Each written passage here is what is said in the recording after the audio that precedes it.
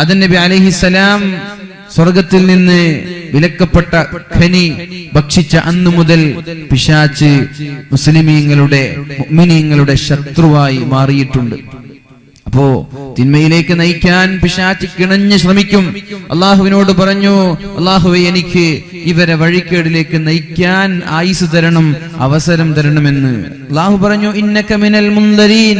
അപ്പൊ പറയുന്നുണ്ട്, ഖാല ഫബിമാ അഗ്വൈതനി ലഅഖഉദന്ന ലഹും സിറാതകൽ മുസ്തഖീം ثم لآتينهم من بين أيديهم ومن خلفهم وعن أيمانهم وعن شمائلهم ولا تجد أكثرهم شاكرين.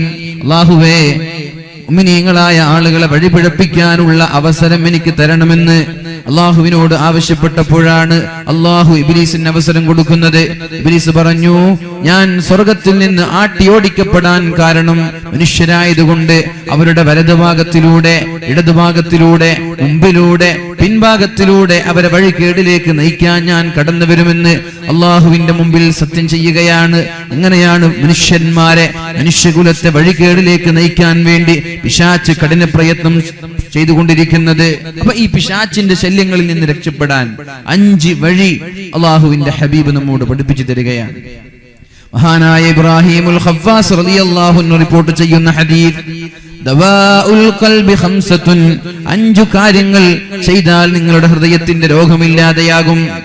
ഹൃദയത്തിന്റെ രോഗങ്ങളെ, വികാരങ്ങളെ നിയന്ത്രിക്കാൻ പറ്റും.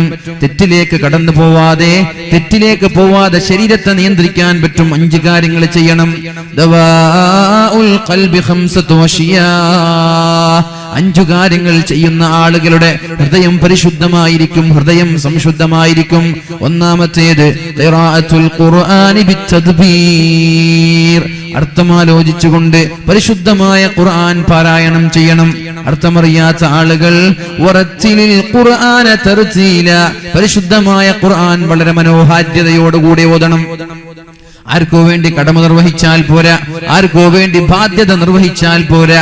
യാസീൻ ഓതുകയാണ്, എത്ര പെട്ടെന്നാണ് ഓതി തീർക്കാൻ കഴിയുന്നത് അത്രയും പെട്ടെന്ന് ഞാൻ ഓതി തീർക്കട്ടെ എന്ന രീതിയിൽ വളരെ വേഗത്തിൽ ഓതലല്ല ഖുർആൻ ഓതലെന്ന് പറഞ്ഞാൽ വറത്തിലിൽ ഖുർആന തർതീല, വളരെ മനോഹാരിതയോടെ, വളരെ സുന്ദരമായി തജ്വീദിന്റെ നിയമപ്രകാരം ഖുർആൻ ഓതുന്ന ആളുകളുടെ മനസ്സിൽ സന്തോഷമുണ്ടാകും. അവിടെയാണ് സമാധാനമുള്ളത്, അവിടെയാണ് സന്തോഷമുള്ളത്. അല്ലാഹു തആല പറഞ്ഞുവല്ലോ, അലാ ബിദിക്രില്ലാഹി തത്മഇന്നുൽ ഖുലൂബ്, മനുഷ്യന്റെ ഹൃദയത്തിന് സമാധാനം ലഭിക്കുന്നത് ഖുർആൻ ഓതുമ്പോഴാണ്, ദിക്ർ ചൊല്ലുമ്പോഴാണ്, സ്വലാത്ത് ചൊല്ലുമ്പോഴാണ്. സമ്പത്തുണ്ടാവുമ്പോഴല്ല, ഒരുപാട് മനോഹരമായ വീടുണ്ടാവുമ്പോഴല്ല, മനോഹരമായ വാഹനങ്ങൾ ഉണ്ടാവുമ്പോഴല്ല, ബിസിനസ് സാമ്രാജ്യങ്ങൾ പടുത്തുയരുമ്പോഴല്ല. എപ്പോഴാണ് ഒരാളുടെ മനസ്സിന് സമാധാനം ഉണ്ടാകുന്നത്? എവിടെയാണ് ഐശ്വര്യമുള്ളത്? അലാ ബിദിക്രില്ലാഹി തത്മഇന്നുൽ ഖുലൂബ്, ഒരു മനുഷ്യന്റെ ഹൃദയത്തിന് സമാധാനവും സന്തോഷവും ഐശ്വര്യവും ഉണ്ടാകുന്നത് ഖുർആൻ ഓതുമ്പോഴാണ്. പക്ഷേ നമ്മൾക്കത് ഫീൽ ചെയ്തിട്ടുണ്ടോ? അങ്ങനെ ഖുർആൻ ഓതിയിട്ട് മനസ്സിനൊരു സന്തോഷം ലഭിച്ചിട്ടുണ്ടോ? സിനിമ കാണുന്ന ഒരു രസം, ഗാനമേള കേൾക്കുന്ന ഒരു രസം നമ്മൾക്ക് ഖുർആൻ ഓതുമ്പോൾ ലഭിക്കാറുണ്ടോ? ആലോചിക്കേണ്ട വിഷയമാണ്. ഖുർആൻ പറയുന്നു, ഇന്നമൽ മുഅ്മിനൂന അല്ലദീന ഇദാ ദുകിറല്ലാഹു വജിലത് ഖുലൂബുഹും വഇദാ തുലിയത് അലൈഹിം ആയാതുഹു സാദതുഹും ഈമാനാ. ആരാണ് മുഅ്മിനീങ്ങൾ? മുഅ്മിനീങ്ങളുടെ ഡെഫിനിഷൻ പറഞ്ഞു തരികയാണ്. മുഅ്മിനീങ്ങൾ ആരാണെന്ന് അല്ലാഹു പരിശുദ്ധ ഖുർആനിൽ പറഞ്ഞു തരികയാണ്. ഇന്നമൽ മുഅ്മിനൂന അല്ലദീന ഇദാ ദുകിറല്ലാഹു, അല്ലാഹ് എന്ന് പറയപ്പെടുന്നത് കേട്ടാൽ വജിലത് ഖുലൂബുഹും, അവരുടെ ഹൃദയം പേടിച്ച് വിറച്ചു പോകും. പറയുന്ന ആൾക്കും പേടിയില്ല, കേൾക്കുന്ന ആൾക്കും പേടിയില്ല. ആണ് മുഅ്മിനീങ്ങൾ. ഇന്നമൽ മുഅ്മിനൂന അല്ലദീന ഇദാ ദുകിറല്ലാഹു വജിലത് ഖുലൂബുഹും, അല്ലാഹുവിനെ കുറിച്ച് പറയപ്പെടുമ്പോൾ അവരുടെ ഹൃദയം കിടുകിടാ വിറക്കും, പേടിച്ചിട്ട് വിറച്ചു പോകും. വഇദാ തുലിയത് അലൈഹിം ആയാതുഹു, അല്ലാഹുവിന്റെ ദൃഷ്ടാന്തങ്ങൾ ഓതി കേൾപ്പിച്ചാൽ, അല്ലാഹുവിനെ കുറിച്ച് പറഞ്ഞു കേൾപ്പിച്ചാൽ, സാദതുഹും ഈമാനാ, അവരുടെ ഈമാൻ ഇങ്ങനെ വർദ്ധിച്ചുകൊണ്ടേയിരിക്കുമെന്ന് പരിശുദ്ധ ഖുർആൻ നമ്മോട് പഠിപ്പിക്കുന്നുണ്ട്. ഒരു വഅദ് കഴിഞ്ഞു വീട്ടിലേക്ക് മടങ്ങി പോകുമ്പോ നന്നാവണം എന്ന ഒരു ബോധം വരുന്നുണ്ടോ എങ്കിൽ അത് ഈമാനിന്റെ ലക്ഷണമാണ്. വാല് കേട്ട് വീട്ടിലേക്ക് മടങ്ങുമ്പോ, വാല് കഴിഞ്ഞ് വീട്ടിലേക്ക് മടങ്ങി പോകുമ്പോഴേക്കും എനിക്ക് നന്നാവണമല്ലോ എന്ന ഒരു ചിന്ത നമ്മുടെ മനസ്സിലേക്ക് കടന്നു വന്നാൽ അത് ഈമാനിന്റെ ലക്ഷണമാണ്. അല്ലാതെ വാല് കേട്ട് തിരിച്ചു പോവാണ്, എന്താണ് വാല് പറഞ്ഞതെന്നറിഞ്ഞിട്ടില്ല, നന്നാവാനുള്ള മനസ്സിലൊരു താല്പര്യം പോലും വന്നിട്ടില്ല, വാല് കേൾക്കുമ്പോൾ തന്നെ പുച്ഛമാണ്, വാല് കാണുമ്പോൾ തന്നെ അറപ്പാണ്, ഇങ്ങനെയുള്ള ആളുകളാണ് ഈമാനിന്റെ കാര്യത്തിൽ ശ്രദ്ധിക്കേണ്ടത്. ഈമാനിന്റെ ലെവലേശം നിന്റെ ഹൃദയത്തിലുണ്ടോ എന്ന് ശങ്കിക്കേണ്ടവരാണ് അവരൊക്കെ. ഖുർആൻ ചോദിക്കുന്നുണ്ടല്ലോ,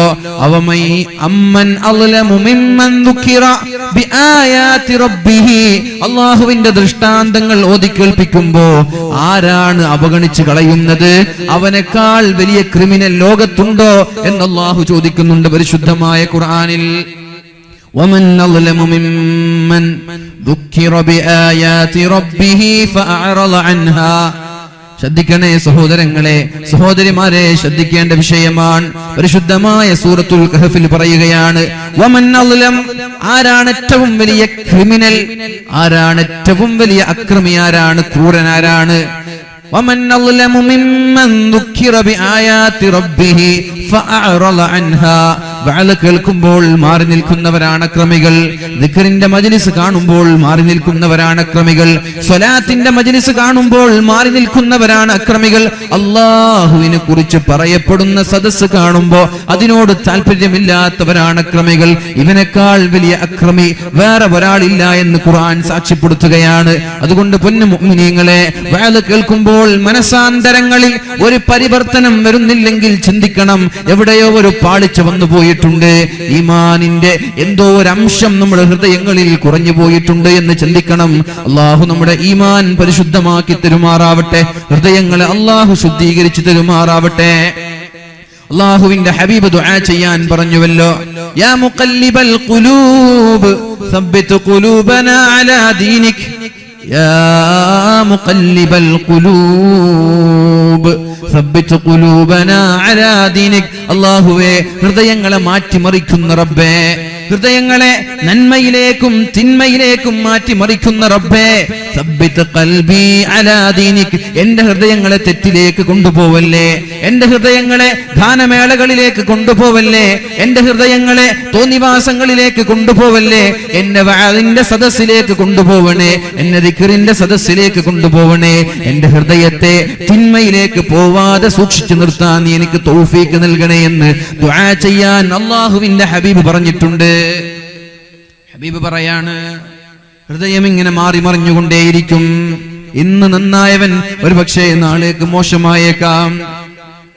ബാദിറൂ ബിൽ അഅമാലി ഫിതനൻ കഖിതഇൽ ലൈലിൽ മുള്ളിം. ബാദിറൂ ബിൽ അഅമാലി ഫിതനൻ, ഫിത്നകൾ നിങ്ങളിലേക്ക് കടന്നു വരാനുണ്ട്. അതുകൊണ്ട് നന്മകൾ ചെയ്യാൻ നിങ്ങൾ താല്പര്യം കാണിക്കണം, നന്മകൾ ചെയ്യാൻ നിങ്ങൾ പിന്തിപ്പിക്കാനേ പാടില്ല. ഇശാ നിസ്കാരം പിന്നെ നിസ്കരിക്കാമെന്ന് പറഞ്ഞ് മാറ്റിവെക്കണ്ട. എന്തേ? യുസ്ബിഹുർ റജുലു മുഅ്മിനൻ വയുംസി കാഫിറാ. ഇന്ന് രാവിലെ പള്ളിയിൽ പോയി ജമാഅത്തിന് സുബഹി നിസ്കരിച്ച ചെറുപ്പക്കാരൻ വയുംസി കാഫിറാ, വൈകുന്നേരമാകുമ്പോൾ കാഫിറാകുന്ന ഒരു കാലം നമ്മളിലേക്ക് കടന്നു വരാനുണ്ട്. സുബഹി നിസ്കരിക്കാൻ പള്ളിയിലേക്ക് വന്നിട്ടുണ്ട്, പക്ഷേ മഗ്രിബ് ആകുമ്പോഴേക്കും അയാൾ കാഫിറായി പോയി. വൈകുന്നേരം പള്ളിയിലേക്ക് മഗ്രിബ് നിസ്കരിക്കാൻ വന്ന മുസ്ലിമായ മുഅ്മിനായ ചെറുപ്പക്കാരൻ സുബ്ഹിയാകുമ്പോൾ കാഫിറായി പോകും. അവസാന കാലഘട്ടത്തിന്റെ ലക്ഷണങ്ങളാണിത്. ഈമാൻ നഷ്ടപ്പെടുന്ന സമയമാണ്. ചെറിയ ചെറിയ വാക്കുകളിലൂടെ, അല്ലെങ്കിൽ അല്ലാഹുവിനോടുള്ള ധിക്കാരത്തിലൂടെ, അല്ലെങ്കിൽ ബഹുമാനിക്കേണ്ടവരെ ബഹുമാനിക്കാതെ,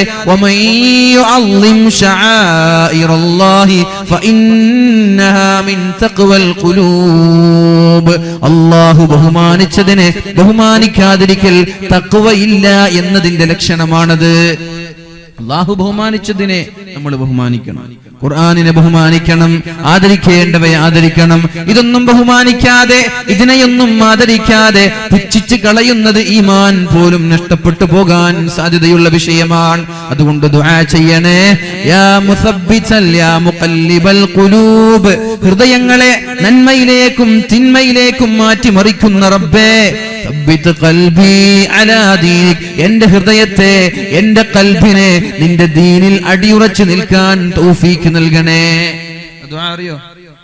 എനിക്ക് നിങ്ങൾ കാണുന്നില്ല കേട്ടാ, അതുകൊണ്ട് ഒരു ഭാഗത്തേക്ക് എന്നെ ഫോക്കസ് ചെയ്യുന്നത്. ഇത് ഇങ്ങോട്ട് അടിക്കുന്നുണ്ട്. ഇത് ഓഫ് ചെയ്താൽ പിന്നെ വീഡിയോയിലൊന്നും കാണൂല, അതുകൊണ്ടാണ് നിങ്ങൾ കാണുന്നില്ല.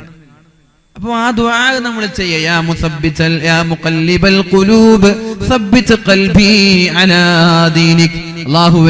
അല്ലാഹുവേ എന്റെ ഹൃദയങ്ങളെ തിന്മയിലേക്ക് പോവാതെ, തോന്നിവാസങ്ങളിലേക്ക് പോവാതെ നന്മയുടെ വക്താവായി ജീവിക്കാൻ തൗഫീഖ് ചെയ്യണേ.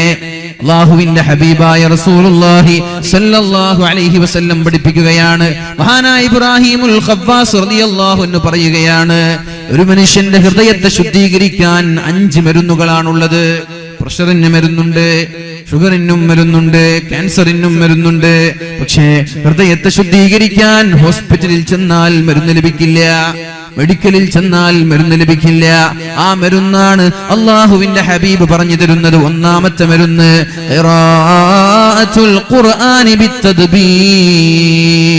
നല്ല ആലോചനയോടെ അർത്ഥമാലോചിച്ചുകൊണ്ട് മനോഹരമായ ഖുർആൻ ഓതുന്ന ആളുടെ ഹൃദയത്തിൽ അസുഖമുണ്ടാവില്ല.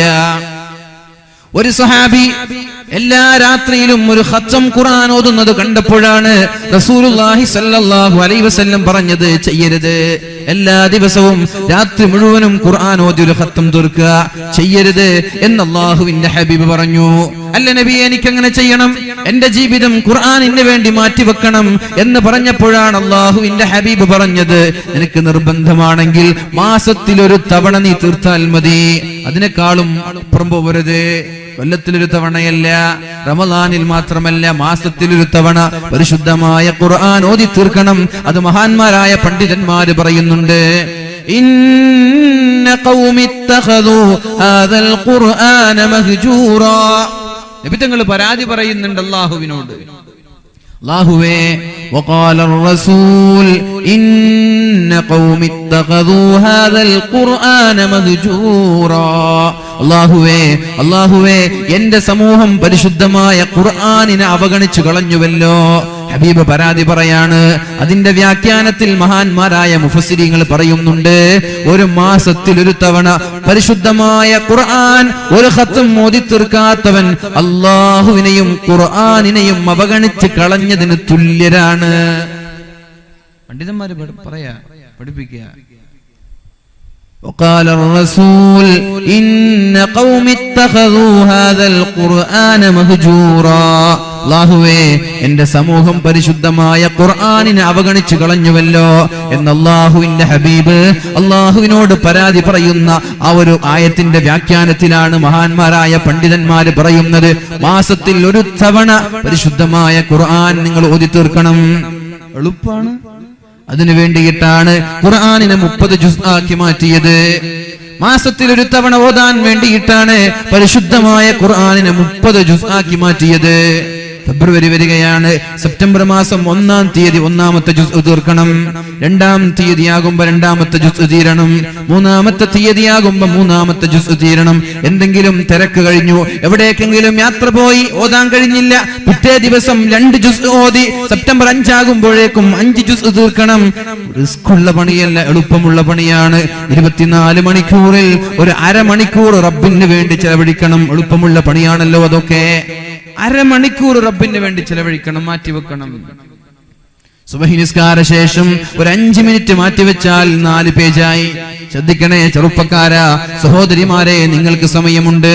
സഹോദരന്മാരെ, നിങ്ങൾക്കും ഒഴിഞ്ഞു മാറാൻ പറ്റൂല, ഒഴിഞ്ഞു മാറാൻ പറ്റുന്ന വിഷയമല്ല. സുബഹി നിസ്കാരത്തിന്റെ മുമ്പോ ശേഷമോ ഒരു 5 മിനിറ്റ് ഖുർആൻ ഓതാൻ മാറ്റിവെച്ചാൽ 4 പേജ് നമ്മൾക്ക് ഓതി തീർക്കാൻ പറ്റും. ളുഹറിന്റെ ശേഷം ഒരു 4 പേജ്, അസറിന്റെ സമയത്തൊരു 4 പേജ്, മഗ്രിബിന്റെ സമയത്തൊരു 4 പേജ്, ഇശാഇന്റെ സമയത്തൊരു 4 പേജ്. ഓരോ നിസ്കാര സമയത്തും 5 മിനിറ്റ് ഖുർആൻ ഓതാൻ വേണ്ടി മാറ്റിവെച്ചാൽ 5 × 4 20 പേജ് നമ്മൾക്ക് 25 മിനിറ്റ് കൊണ്ട് ഓതി തീർക്കാൻ പറ്റും. എളുപ്പമുള്ള വിഷയമാണ്, ഒന്നുമില്ല. സുബഹി നിസ്കാരം കഴിഞ്ഞിട്ട് ഉറക്കം വരാണ്, അപ്പൊ ഒരു നിയത്തൊക്കെ 4 പേജ് ഓതിട്ടേ ഞാൻ ഉറങ്ങുള്ളൂ. ളുഹർ നിസ്കാരം കഴിഞ്ഞിട്ട് ചങ്ങാതി വിളിക്കാണ്, 5 മിനിറ്റ് 4 പേജ് ഓതിട്ട് ഞാൻ വന്നോളാം. അസ്ർ നിസ്കാരം കഴിഞ്ഞ് കളിക്കാൻ വേണ്ടി വിളിക്കുകയാണ്, ഒരു 4 പേജ്. 2 മണിക്കൂർ ഫുട്ബോൾ മൈതാനിയിൽ തലങ്ങും വിലങ്ങും ഓടി നടക്കുമ്പോ എന്റെ റബ്ബിന് വേണ്ടി ഒരു 5 മിനിറ്റ് ഞാൻ ചെലവഴിക്കട്ടെ. 5 മിനിറ്റ് എന്റെ റബ്ബിന് വേണ്ടി ഞാൻ ചെലവഴിക്കട്ടെ. സഹോദരിമാരെ, മഗ്രിബ് നിസ്കാരം കഴിഞ്ഞ് സീരിയൽ കാണുന്ന സമയത്ത് 3/4 മണിക്കൂർ 45 മിനിറ്റ് നീണ്ടു നിൽക്കുന്ന സീരിയലുകൾ കാണുമ്പോ 5 മിനിറ്റ് എന്റെ റബ്ബിന് വേണ്ടി ഞാൻ ചെലവഴിക്കട്ടെ. വുളൂ ചെയ്ത അവസരമാണല്ലോ അത്, വൃത്തിയുള്ള സമയമാണല്ലോ അത്. നിസ്കാരം കഴിഞ്ഞു സലാം വീട്ടി സുന്നത്ത് നിസ്കാരം കഴിഞ്ഞു ഖുർആൻ എടുത്തൊരു 5 മിനിറ്റ് അള്ളാഹുവിന് വേണ്ടി ചെലവഴിച്ചാൽ ഒരു ദിവസം ഒരു ജുസ് എന്ന രീതിയിൽ ഓതാൻ പറ്റും. അങ്ങനെ സെപ്റ്റംബർ 20 ആകുമ്പോഴേക്കും 20 ജുസ് നമ്മൾ ഓതി തീർക്കാൻ പറ്റും. അള്ളാഹുവിന്റെ ഹബീബായ റസൂലുള്ളാഹി തങ്ങളുടെ വേദനയായിരുന്നു എന്റെ സമൂഹം ഖുർആനിനെ അവഗണിച്ചു കളയുമായിരുന്നു എന്നുള്ളത്. वो ज़माने में मुअज़्ज़ज़ थे मुसलमान होकर और तुम ख़ार हुए താരിഖേ ഖുർആൻ ഹോക്കർ. പഴയ കാലങ്ങളിൽ മുസ്ലിം എന്ന് പറയുമ്പോൾ അഭിമാനമുള്ള ആളുകൾ ഉണ്ടായിരുന്നു. ഐ ആം എ മുസ്ലിം, ഞാനൊരു മുസ്ലിമാണ് എന്ന് പറയുമ്പോ നെഞ്ചി വിരിച്ച് നടന്നിരുന്ന ആളുകൾ ഉണ്ടായിരുന്നു. ഇന്ന് പേടിയാ. എയർപോർട്ടിൽ പോയിട്ട് എന്താ പേര്, ഇബ്രാഹിം ഖലീൽ എന്ന് പറയാൻ പേടി. എന്തേ? മുസ്ലിമിന്റെ പേര് കാണുമ്പോൾ മാറ്റി നിർത്താണ്, താടി കാണുമ്പോൾ മാറ്റി നിർത്താണ്, ഹിജാബ് കാണുമ്പോൾ മാറ്റി നിർത്താണ്, തൊപ്പിം വെച്ചിട്ട് ചില മേഖലകളിലൂടെ നടന്നു പോവാൻ പേടിയാ. മുസ്ലിം എന്ന് പറഞ്ഞ അഭിമാനത്തോടെ നടക്കാൻ പേടിത്തൊന്നാണ്. ആരാണതിന് ഉത്തരവാദി? ആരാണതിന്റെ ഉത്തരവാദി? മഹാനായ കവി പറയുന്നുണ്ട്, वो ज़माने में मुअज़्ज़ज़ थे मुसलमान होकर. ഒരു കാലഘട്ടത്തില് മുസ്ലിം എന്ന് പറയുമ്പോൾ അഭിമാനത്തോടെ നടന്നിരുന്ന ആളുണ്ടായിരുന്നു. മുസ്ലിമിനെ കാണുമ്പോൾ പേടിച്ചിരുന്ന ആളുകൾ ഉണ്ടായിരുന്നു, ആദരിച്ചിരുന്നവരുണ്ടായിരുന്നു, ബഹുമാനിച്ചിരുന്നവരുണ്ടായിരുന്നു. और तुम खार हुए താരിഖേ ഖുർആൻ ഹോക്കർ. നിങ്ങൾക്ക് പരാജയത്തിന്റെ കൈപ്പുനീര് കുടിക്കേണ്ടി വന്നത്, പരാജയത്തിന്റെ പടുകുഴിയിൽ കൂപ്പുകുത്തേണ്ടി വന്നത് വെറുതെയല്ല. और तुम खार हुए താരിഖേ ഖുർആൻ ഹോക്കർ. ഖുർആൻ നിങ്ങൾ അവഗണിക്കാൻ തുടങ്ങിയപ്പോഴാണ് നിങ്ങൾക്ക് പരാജയം വന്നത് എന്ന് കവി പറയുകയാണ്. ഗ്ലാഡ്സ്റ്റൺ പറഞ്ഞൊരു വാക്ക് എനിക്ക് ഓർമ്മ വരികയാണ്. When this book is with them, ഈ ഖുർആൻ ഈജിപ്തുകാരുടെ കൂടെയുണ്ടാകുന്ന കാലത്തോളം we cannot enjoy the peace in their land. അവരുടെ ഭൂമിയിൽ സമാധാനം ആസ്വദിക്കാൻ ഞങ്ങൾക്ക് കഴിയില്ല. അപ്പൊ എന്ത് വേണം? മുസ്ലിമീങ്ങളുടെ കയ്യിൽ നിന്ന് ഖുർആൻ വലിച്ചെടുക്കണം, എങ്കിലേ അവിടെ നമ്മൾ അറ്റാക്ക് ചെയ്യാൻ പറ്റുകയുള്ളൂ എന്ന് ഗ്ലാഡ്സ്റ്റൺ ഖുർആൻ പിടിച്ചിട്ട് വിളിച്ചു പറഞ്ഞിട്ടുണ്ട്.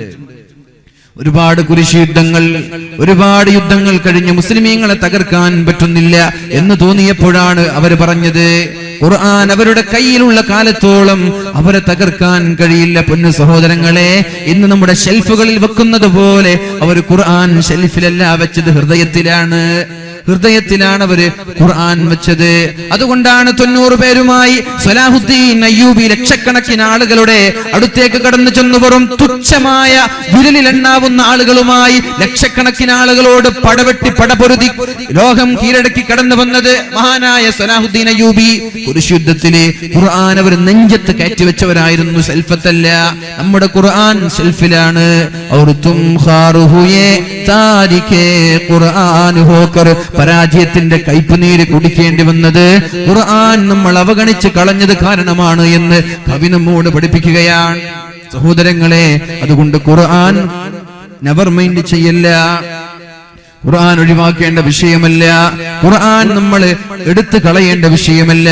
അവസാനം അവർ തീരുമാനിച്ചു, മുസ്ലിം രാഷ്ട്രങ്ങളിലേക്ക് 2 കപ്പലുകൾ നിറയെ പെണ്ണും കള്ളുമായി കടന്നു വന്നു. മുസ്ലിമീങ്ങൾ ഖുർആൻ മുറുകെ പിടിക്ക് ജീവിക്കുന്നത് കണ്ടപ്പോ ഇങ്ങനെ ഇവരെ തകർക്കാൻ കഴിയില്ല എന്ന് തിരിച്ചറിഞ്ഞപ്പോഴാണ് ഒരു കപ്പൽ നിറയെ കള്ളുമായി മുസ്ലിം രാഷ്ട്രത്തിലേക്ക് വന്നത്, ഈജിപ്തിലേക്ക് വന്നത്. കള്ളു കുടിച്ചു മുസ്ലിമീങ്ങൾ. പിന്നെ കടന്നു വന്നത് സുന്ദരികളായ തരുണിമണികളായ പെൺകുട്ടികളെ മുസ്ലിം രാഷ്ട്രങ്ങളിൽ ഇറക്കി, അർദ്ധനഗ്നരായ പെൺകുട്ടികളെ ഇറക്കി, കള്ളും കുടിച്ച് വ്യഭിചരിച്ചു. ഖുർആൻ കയ്യിൽ നിന്ന് നഷ്ടപ്പെട്ടു. എന്നിട്ട് മുസ്ലിമീങ്ങളുടെ ലൈബ്രറികളൊക്കെ ഏതോ പുഴയിലേക്ക് വലിച്ചെറിഞ്ഞു. അവിടെയുള്ള പുഴയുടെ വെള്ളം വരെ നീല കളറായി മാറി. മുസ്ലിമീങ്ങളുടെ ഖുർആനും മുസ്ലിമീങ്ങളുടെ ഗ്രന്ഥശേഖരണങ്ങളും എല്ലാം വലിച്ചെറിഞ്ഞു. അങ്ങനെ ഇസ്ലാമിന്റെ സംസ്കാരം നഷ്ടപ്പെട്ടു. അന്ന് മുതലാണ് മുസ്ലിമീങ്ങൾ തകരാൻ തുടങ്ങിയത്. ഇനിയും നമ്മൾക്ക് രക്ഷപ്പെടാൻ വഴിയുണ്ട്. അല്ലാഹുവിന്റെ ഹബീബ് പറഞ്ഞത്, തറക്തു ഫീകും അംറൈൻ, നിങ്ങൾക്ക് ഞാൻ 2 കാര്യം ഇവിടെ ഇട്ടേച്ചിട്ടാണ് പോകുന്നത്. 2 കാര്യം ഞാൻ നിങ്ങളെ ഏൽപ്പിച്ചിട്ടാണ് പോകുന്നത്. അത് മുറുകെ പിടിക്കാൻ നമ്മൾ തയ്യാറായാൽ, മാ തമസ്സക്തും ബിഹിമാ, നിങ്ങളത് മുറുകെ പിടിക്കാൻ തയ്യാറായാൽ, ലം തുളില്ലൂ, ഒരാളും പരാജയപ്പെടില്ല. ഒരാളും പരാജയപ്പെടില്ല. എന്ത് ചെയ്യണം? 2 കാര്യം ഞാൻ നിങ്ങളെ ഏൽപ്പിക്കുകയാണ്, നിങ്ങളത് മുറുകെ പിടിക്കണം. എന്തൊക്കെയത്? ഒന്ന്, അൽ ഖുർആൻ, പരിശുദ്ധമായ ഖുർആൻ ഞാൻ നിങ്ങളെ ഏൽപ്പിച്ചു പോവുകയാണ്. ഖുർആൻ നമ്മെ ഏൽപ്പിച്ചിട്ടാണ് അല്ലാഹുവിന്റെ ഹബീബ് വിടവാങ്ങിയത്. ആ ഖുർആൻ മുറുകെ പിടിച്ചാൽ ലം തുളില്ലു മാ തമസ്സക്തും ബിഹിമാ, ഇത് മുറുകെ പിടിക്കുന്ന കാലത്തോളം നിങ്ങൾ പരാജയപ്പെടേണ്ടി വരില്ല. അതേപോലെ അഹ്ലു ബൈത്ത് എന്നും ഹദീസുണ്ട്, എന്റെ ചര്യ എന്നും ഹദീസുണ്ട്.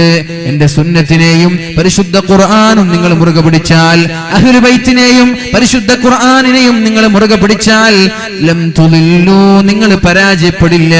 മാ തമസ്സക്തും ബിഹിമാ, ഇവ രണ്ടും മുറുകെ പിടിക്കുന്ന കാലത്തോളം. അതുകൊണ്ട് സഹോദരങ്ങളെ, മടങ്ങണേ, ഖുർആനിലേക്ക് മടങ്ങണേ.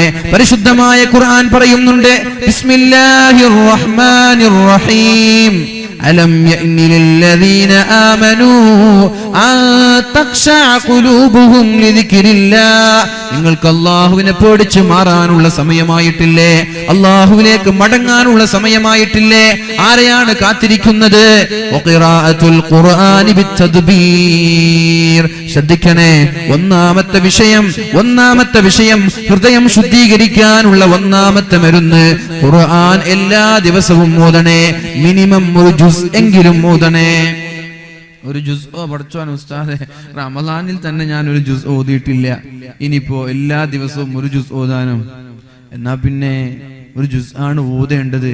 അറ്റ്ലീസ്റ്റ് ഒന്നിനും കഴിയുന്നില്ലെങ്കിൽ ഒരു പേജെങ്കിലും ഓതിയേക്ക്. ഒരു ദിവസം ഒരു പേജെങ്കിലും ഓതിയേക്ക്, എങ്കിലും ജീവിതത്തിൽ ബർക്കത്തുണ്ടാകും, ഹൃദയം ശുദ്ധിയാകും. ഒരു പേജ് അള്ളാഹുവിന് വേണ്ടിയിട്ട് മാറ്റിവെക്ക്. 2 മിനിറ്റ് പഠിച്ചവന് വേണ്ടി മാറ്റിവെക്ക്. അള്ളാഹു തൗഫീഖ് ചെയ്യട്ടെ. സഹോദരങ്ങളെ, വലിയൊരു വിഷയമാണ്. അള്ളാഹു തൗഫീഖ് ചെയ്യട്ടെ.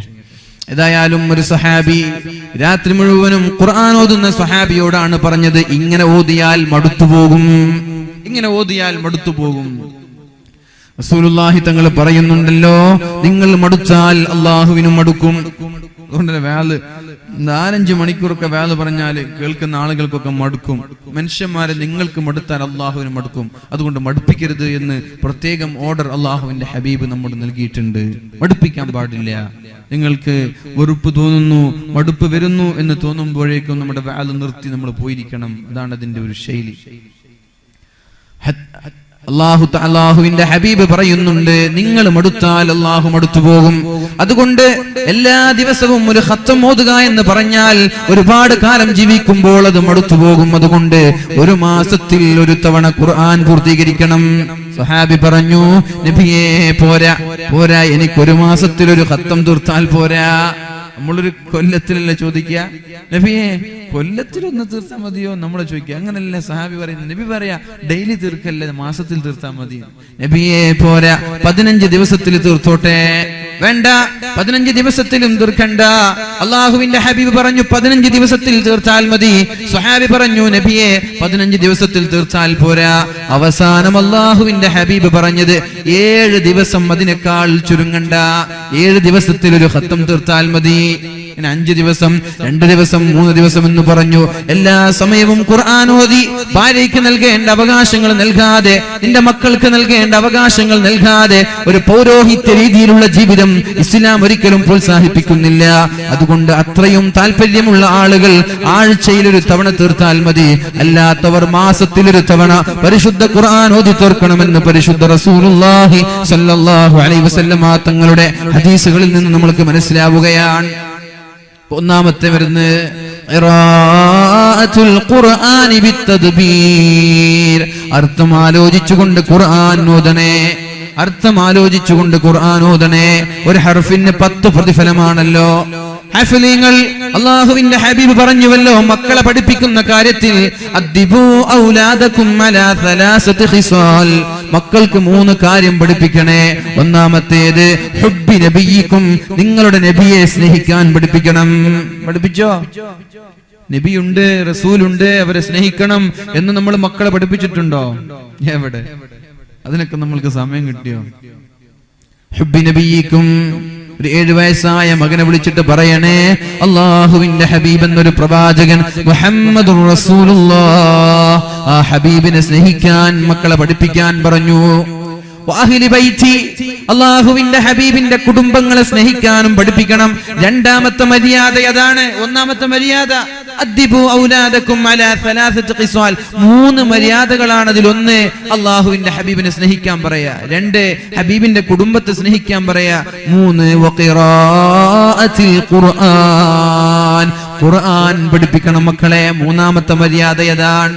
ഖുർആൻ പഠിപ്പിക്കണം, ഹഫ്ളീങ്ങളാക്കണം. ഖുർആൻ പഠിപ്പിക്കുന്ന, ഖുർആൻ അറിയുന്ന, ഖുർആൻ ക്ലാസ് എടുക്കുന്ന, ഖുർആൻ ഓതിയാൽ അർത്ഥം തിരിയുന്ന മക്കളാക്കി നമ്മുടെ മക്കളെ മാറ്റണേ സഹോദരങ്ങളെ.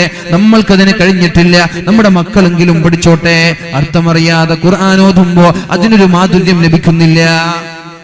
അർത്ഥമറിഞ്ഞ് ഖുർആൻ ഓതുമ്പോ അതിന്റെ മാധുര്യം വേറെയാണ്. ഖുർആൻ ഓതുമ്പോ അർത്ഥം കൂടി മനസ്സിലാകുമ്പോ അതിന്റെ ഒരു ടേസ്റ്റ് വേറെയാണ്. അർത്ഥറിയാതെ ഓതുമ്പോ നല്ല മനോഹരമായി തജ്വീദിന്റെ നിയമപ്രകാരമൊക്കെ ഓതുമ്പോ മനസ്സിലേക്ക് ഒരു മാറ്റം വരുന്നുണ്ട്. എന്നാലും അർത്ഥം മനസ്സിലാക്കി ഓതുമ്പോ അഫലാ യതദബ്ബറൂനൽ ഖുർആൻ, നിങ്ങൾ ഖുർആനിനെ കുറിച്ച് ആലോചിക്കാറുണ്ടോ? അങ്ങനെ അർത്ഥം ചിന്തിച്ച് ഓതുമ്പോൾ മനസ്സിനൊരു പരിവർത്തനം വരുന്നുണ്ട്. അതുകൊണ്ട് നമ്മൾക്ക് പഠിക്കാൻ സമയം കിട്ടിയിട്ടില്ല, നമ്മുടെ മക്കളെയെങ്കിലും ഖുർആൻ പഠിപ്പിക്കണേ. എന്തേ? ഫഇന്ന ഹാമിലൽ ഖുർആൻ, കാരണം ഖുർആൻ പഠിച്ച ആളുകൾ നാളെ ഫീ ദില്ലില്ലാഹി യൗമ ലാ ദില്ല ഇല്ലാ ദില്ലുഹു, അല്ലാഹുവിന്റെ തണലല്ലാതെ, അർശിന്റെ തണലല്ലാതെ വേറെ ഒരു തണലില്ല. ആ സമയത്ത് ഹാഫിളീങ്ങളെ, ഖുർആൻ പണ്ഡിതന്മാരെ കൊണ്ടുപോയി അല്ലാഹു അർശിന്റെ തണലിൽ നിർത്തും. ആരുടെ കൂടെ? മഅൽ അംബിയാ, അംബിയാക്കളുടെ കൂടെ, പ്രവാചകന്മാരുടെ കൂടെ ഹാഫിളീങ്ങളെ അല്ലാഹു നാളെ അർശിന്റെ തണലിൽ നിർത്തുമെന്ന് പരിശുദ്ധ റസൂലുള്ളാഹി സ്വല്ലല്ലാഹു അലൈഹി വസല്ലം. അതുമാത്രമല്ല, അള്ളാഹുവിന്റെ ഹബീബ് പറയുന്നുണ്ട്, സഹോദരങ്ങളെ ശ്രദ്ധിക്കണം. അള്ളാഹുവിന്റെ ഹബീബ് പറയുന്നുണ്ട്, ഒരു കുട്ടി ഖുർആൻ പഠിച്ചു, എന്നിട്ട് ഖുർആനിലുള്ളതുപോലെ പ്രവർത്തിക്കാൻ തുടങ്ങിയാൽ അവന്റെ മാതാപിതാക്കൾക്ക് അള്ളാഹു ഒരു കിരീടമണിയിക്കും, ഒരു കിരീടമണിയിക്കും. ആ കിരീടത്തിന്റെ പ്രകാശം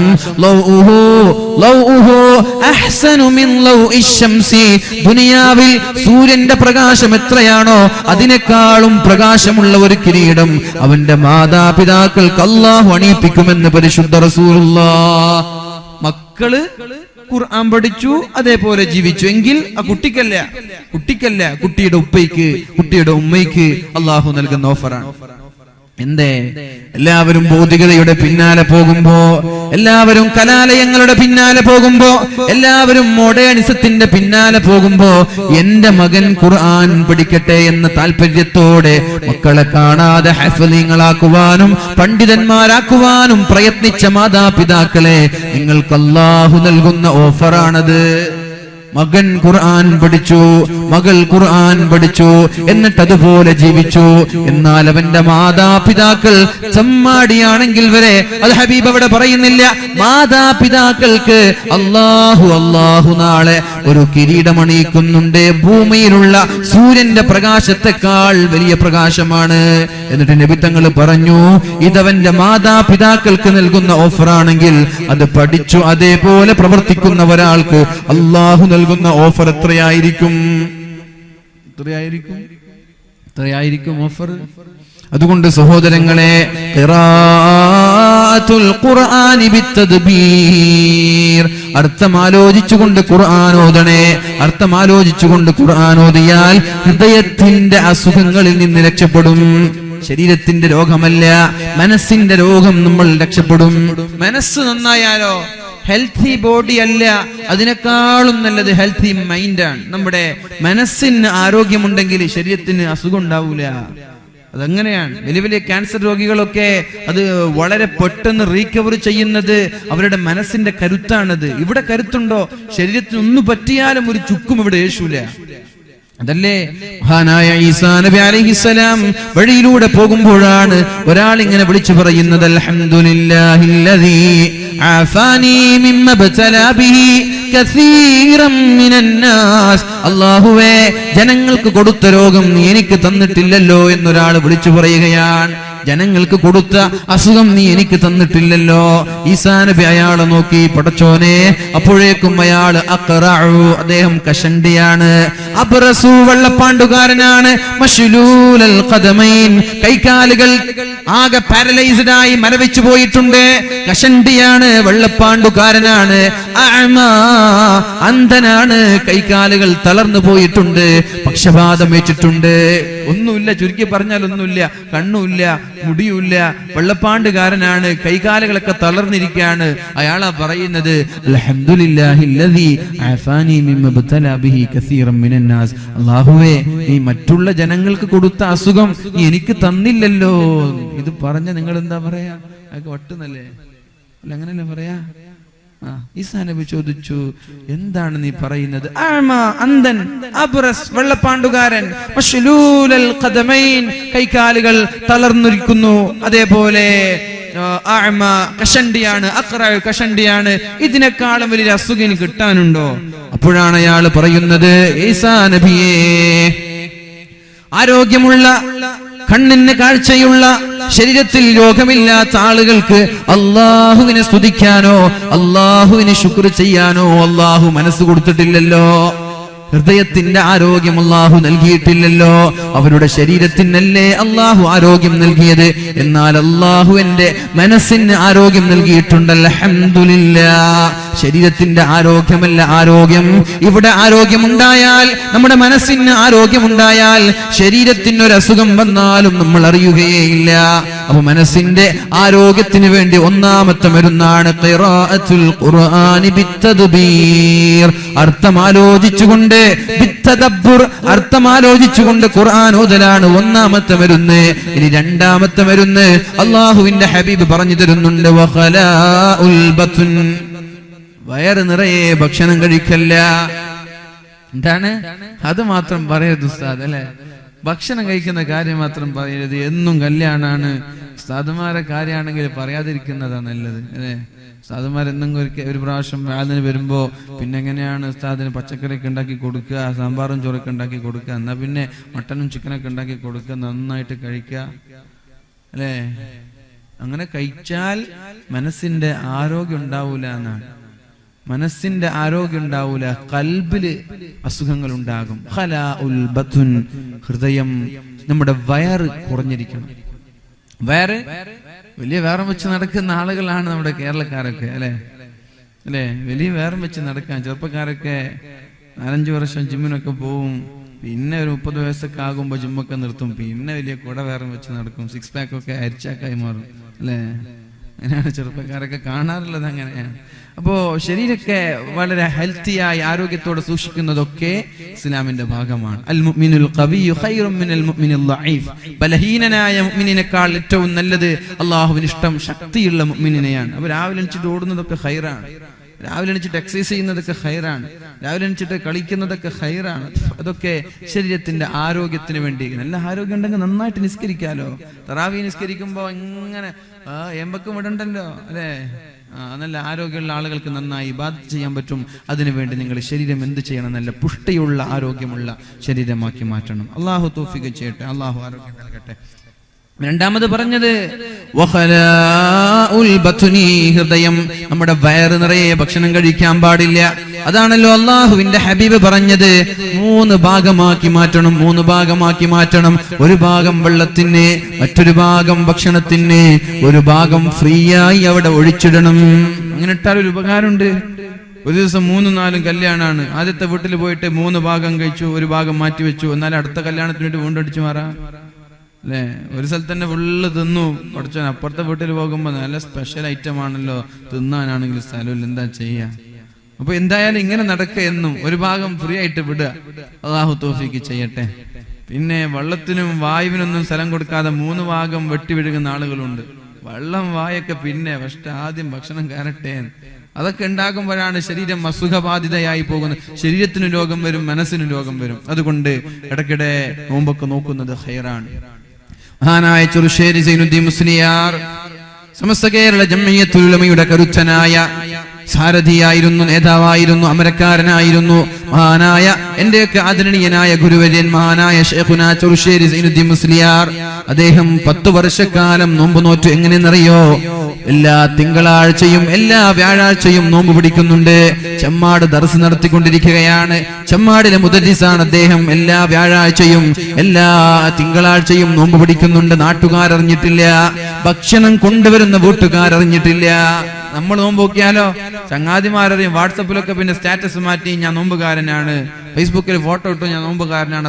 അത്താഴ സമയത്ത് എണീച്ചിട്ട് ചങ്ങാതിമാർക്കൊക്കെ ഒരു മിസ് കോൾ. എന്തിനാണ് എണീച്ചത്? ഞാൻ ഇന്ന് നോമ്പ് നോക്കുകയാണ്, അതുകൊണ്ട് അത്താഴം വയ്ക്കാൻ വേണ്ടി എണീച്ചതാണ്. നാട്ടുകാരൊക്കെ അറിയിച്ചു. അങ്ങനെയല്ല. മഹാനായ ചെറുശ്ശേരി സൈനുദ്ദീൻ മുസ്ലിയാർ ഭൂന്നിരായ ഉസ്താദ് അവർകൾ 10 വർഷക്കാലം നോമ്പ് നോറ്റു. തിങ്കളാഴ്ചയും വ്യാഴാഴ്ചയും നോമ്പ് നോറ്റു. ഹല്ലുകാരറിഞ്ഞിട്ടേ ഇല്ല. അത്ഭുതമില്ലേ? 8ാമത്തെ വർഷമാണ് ബാപ്പുട്ടി ഹാജി അറിയുന്നത് ഉസ്താദ് നോമ്പുകാരനാണ് എന്ന്. ഉസ്താദിന്റെ അടുത്തേക്ക് ഓടി വന്നു. ഉസ്താദേ, നിങ്ങൾക്ക് പറയാമായിരുന്നില്ലേ? ഉസ്താദ് എന്ത് ചെയ്യുമെന്നറിയുമോ? ഉച്ചയ്ക്ക് കൊണ്ടുവരുന്ന ടിഫിൻ അത് വൈകുന്നേരം നോമ്പ് തുറക്കാൻ വേണ്ടി മാറ്റിവെക്കും. ഉച്ചയ്ക്ക് കൊണ്ടുവരുന്ന ടിഫിൻ വൈകുന്നേരം നോമ്പ് തുറക്കാൻ വേണ്ടി മാറ്റിവെക്കും. നോമ്പ് തുറയുടെ സമയത്ത് രാത്രി ഭക്ഷണമായി കൊണ്ടുവരുന്ന ആ ഒരു ഭക്ഷണം അത്താഴത്തിന് വേണ്ടി മാറ്റിവെക്കും. വീട്ടുകാരറിഞ്ഞിട്ടില്ല, മഹല്ലുകാരറിഞ്ഞിട്ടില്ല. 10 വർഷക്കാലമാണ് നോമ്പ് നോറ്റത്. 8ാമത്തെ വർഷമാണ് ഉസ്താദ് നോമ്പുകാരനായിരുന്നു എന്ന് മഹാനായ ബാപ്പുട്ടി ഹാജി അറിയുന്നത്. അങ്ങനെ നോമ്പ് നോക്കുമ്പോ ശരീരത്തിന് ആരോഗ്യമുണ്ടാകും, മനസ്സിനും ആരോഗ്യമുണ്ടാകും. നിങ്ങൾ വയറ് നിറയെ ഭക്ഷണം കഴിക്കല്ല. അള്ളാഹുവിന്റെ ഹബീബ് പറഞ്ഞു, അള്ളാഹുവിന് ഏറ്റവും ദേഷ്യമുള്ള പാത്രം ഏതെന്നറിയോ? ഏറ്റവും ദേഷ്യമുള്ള പാത്രം ഏതാ? സ്വർണത്തിന്റെ പാത്രമാണോ? മണ്ണിന്റെ പാത്രമാണോ? ഇവിടെ മണ്ണിന്റെ പാത്രമില്ലേ? മൺകലങ്ങളൊക്കെ ഉണ്ടോ? ഇല്ലേ? മണ്ണിന്റെ പാത്രമൊന്നുമില്ല. അള്ളാഹുവിന് അള്ളാഹുവിന് ഏറ്റവും ദേഷ്യമുള്ള പാത്രം ഹലാല് കൊണ്ട് നിറച്ച വയറാണ്. ഹറാമല്ലേ? ഹറാമിന്റെ ഒരു അംശം പോയാൽ അള്ളാഹു വെറുത്തു പോകും. ഹറാമിന്റെ ഒരംശം പോയാൽ അള്ളാഹു വെറുത്തു പോകും. ഇതങ്ങനെയല്ല. ഹലാല് കൊണ്ട് നിറഞ്ഞ ഹലാലായ ഭക്ഷണമാണ്, അനുവദനീയമായ ഭക്ഷണമാണ്. ഹലാല് കൊണ്ട് നിറഞ്ഞ ഭക്ഷണം ശ്രദ്ധിക്കണം. ഹലാല് കൊണ്ട് നിറഞ്ഞ വയറ് അള്ളാഹുവിന് ഇഷ്ടമല്ല. അള്ളാഹുവിന് കോപമുള്ള വയറാണ്, അള്ളാഹുവിന് ദേഷ്യമുള്ള പാത്രമാണ് എന്ന് മഹാനായ ഗസാലി ഇമാം നമ്മോട് പഠിപ്പിക്കുന്നുണ്ട്. അതുകൊണ്ട് എന്ത് വേണം? ഭക്ഷണം കൺട്രോൾ ചെയ്യണം. അല്ലാഹു തൗഫീഖ് ചെയ്യട്ടെ. മഹദിയായ ആയിഷ ബീബി റളിയല്ലാഹു അൻഹയോട് അല്ലാഹുവിന്റെ റസൂൽ സല്ലല്ലാഹു അലൈഹി വസല്ലം പറഞ്ഞു, ദാവിമി ഖർഅബാബിൽ ജന്നതി ബിൽ ജൂ. ആയിഷ ബീവിയെ, സ്വർഗ്ഗത്തിന്റെ വാതിൽ ഇടയ്ക്കിടെ മുട്ടിക്കൊണ്ടേയിരിക്കണം. സ്വർഗ്ഗത്തിന്റെ വാതിൽ മുട്ടിക്കൊണ്ടേയിരിക്കുക. ഒന്ന് എണീറ്റിക്കണോ? ഒന്ന് എണീറ്റിക്ക എല്ലാരും. സല്ലു അലാ സയ്യിദിനാ മുഹമ്മദ്.